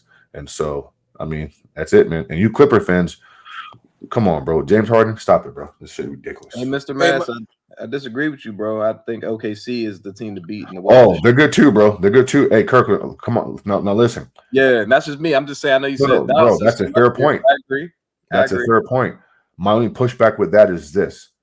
I gotta trust Kevin. I mean, I gotta trust Kyrie and Luka more than Shea and Jalen, those guys, because they've been there. I haven't seen OKC make a long postseason run yet, and so I don't know how they're going to react in a high pressure moment when everything's on the wood. Listen, we know what Luka and Kyrie can do, right? I don't know what SGA is going to do when everything's on the line and like, here you go, take us home. And so, but you listen, bro. Oh, and again, OKC is winning games without Hornstein, and so same thing goes for them. They're highly gifted, highly talented, young talent. They play the game the right way.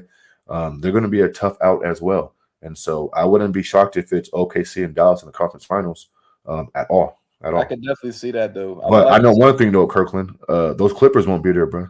I can most guarantee that. Those Clippers won't be there, bro. They won't be there. They won't. They won't. I love JM, but he's a passionate Clippers fan. But I'm like, yeah. I see comments in the comment. I see comments in the comment section. Yeah. I mean, he's y'all, passionate, bro. Y'all know he's scared of me. Yeah, Thomas scared of me because he know what time it is. I'm gonna smoke him on this Clipper topic. You don't want no smoke. Hey Thomas.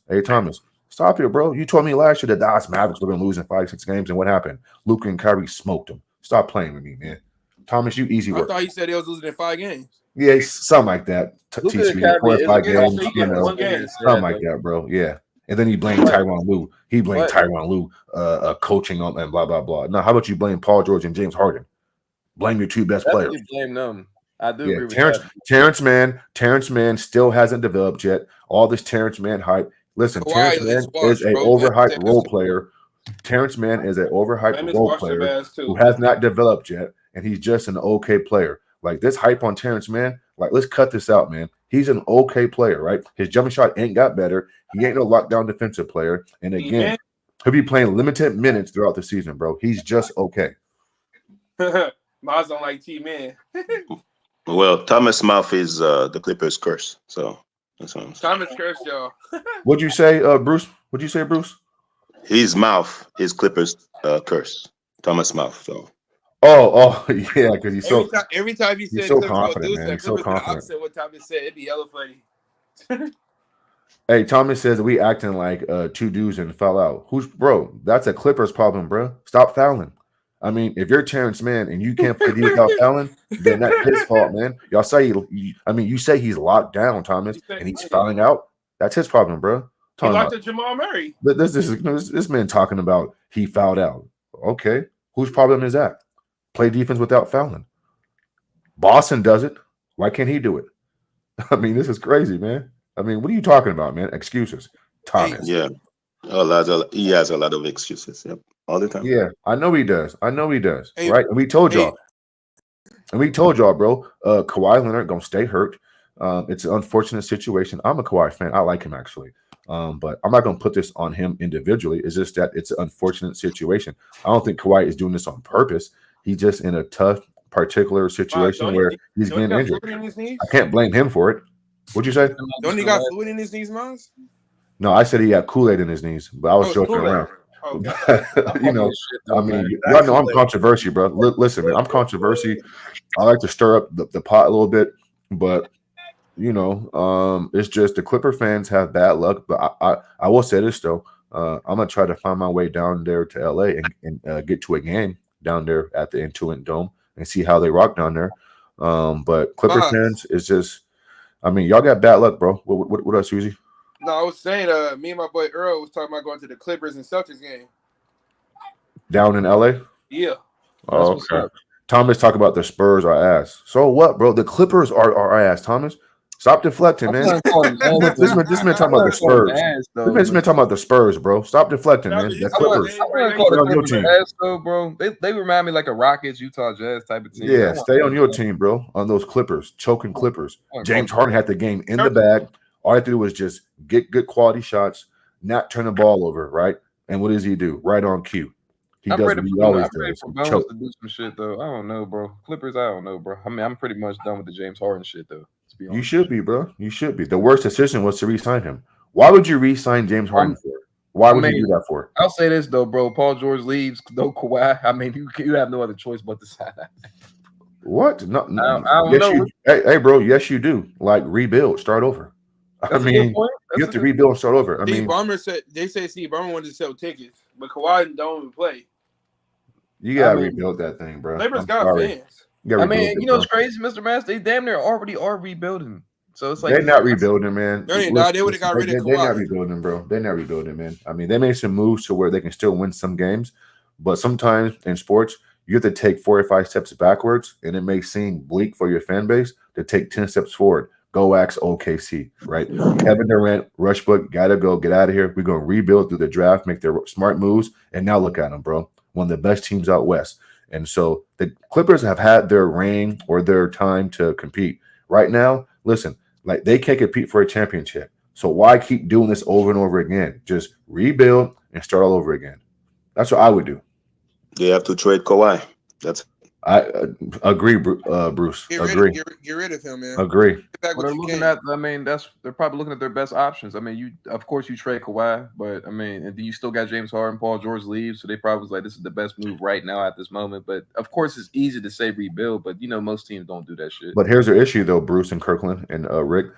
What team wants Kawhi Leonard? What team's giving up young assets and young talent and young draft picks to get Kawhi Leonard, who is injury prone, who is somewhat of a diva, who operates on his own schedule? Listen, those things. Listen, when you're Kawhi Leonard of that ilk, those things come with the territory. I'm not arguing that part. I mean, they're all divas on that level. I'm just saying, at this point of his career, he's no longer a player that impacts winning on that level, right? He need to go back to being a role player. Like why would you trade for him for? But like what you just said, Mr. Mass, though, that's why I mean, they really can't rebuild. Like Kawhi will have to literally retire or something like that, bro. Right. Look at Thomas Townsend. T-Man locking down everything. Yeah, I know. Yeah, I know. T-Man locking down everything. They give all their draft picks for Harden and Paul George. Well, I mean, they put all their eggs in one basket to compete for this 4 or 5 year stretch, and it hasn't worked. 27 draft pick. I don't think they got a first to 29. They fucked. So Thomas says that T-Man is locking down everything, but why didn't he lock this? This is just it's pure delusion, Bruce. That's why you're right, Bruce. You're right, Bruce. You're right, Bruce. He's why the Clippers fans. He's why the Clippers got bad luck. He's why the Clippers got bad luck. Hey, man. Hawks is 2-0. Why you not talking about your Hawks, Thomas? That's crazy. Thomas, I thought you were the Hawks fan, bro. What is up with Devin Booker, bro? I mean, I'm tired of him dropping like 15, 10 points, bro. I mean, I know he goes in his little spurts, bro. He's overrated, bro. That's what it is, man. I wouldn't say he's overrated, though, but it's like, bro, he's a pure scorer. Like, he was scoring better when he was like, he was way better before they had Kevin Durant. You guys heard that Stephen A. Smith said Devin Booker is like the next Kobe. Since then, I haven't seen it. Yeah. All right, man. Hey, man, you guys have a good evening, man. Again, Rick, bro, salute to you, big dog. Rick, man, you're a good dude, man. And I'll check back in on the next Clippers loss. All right. He's fucked up, bro. That was Mr. Mass. Mr. Mass, appreciate you. All right, I'm going to go ahead and get ready to close the show down. But, yo, last words, man. You know what I'm saying? Anything about the NBA, what y'all looking forward to with the NBA this season, man? I'll start with you, Kirkland. I'm just looking for OKC to go to the finals, bro. That's what I'm looking forward to. I'm so serious, bro. Hey, I thought you were a Clippers fan. I like the Clippers, bro. I'm an NBA fan in general. I do like the Clippers, but something about that OKC team, bro. I just love the way they play, bro. They never give up, and that's why I fuck with them. They same way they went out in Game 6. They never gave up, and I could just see it in their eyes, bro. I said they want this shit, bro. I just want to see. I want to see them win, bro. They're young. I want to see them win. That's all I want to see.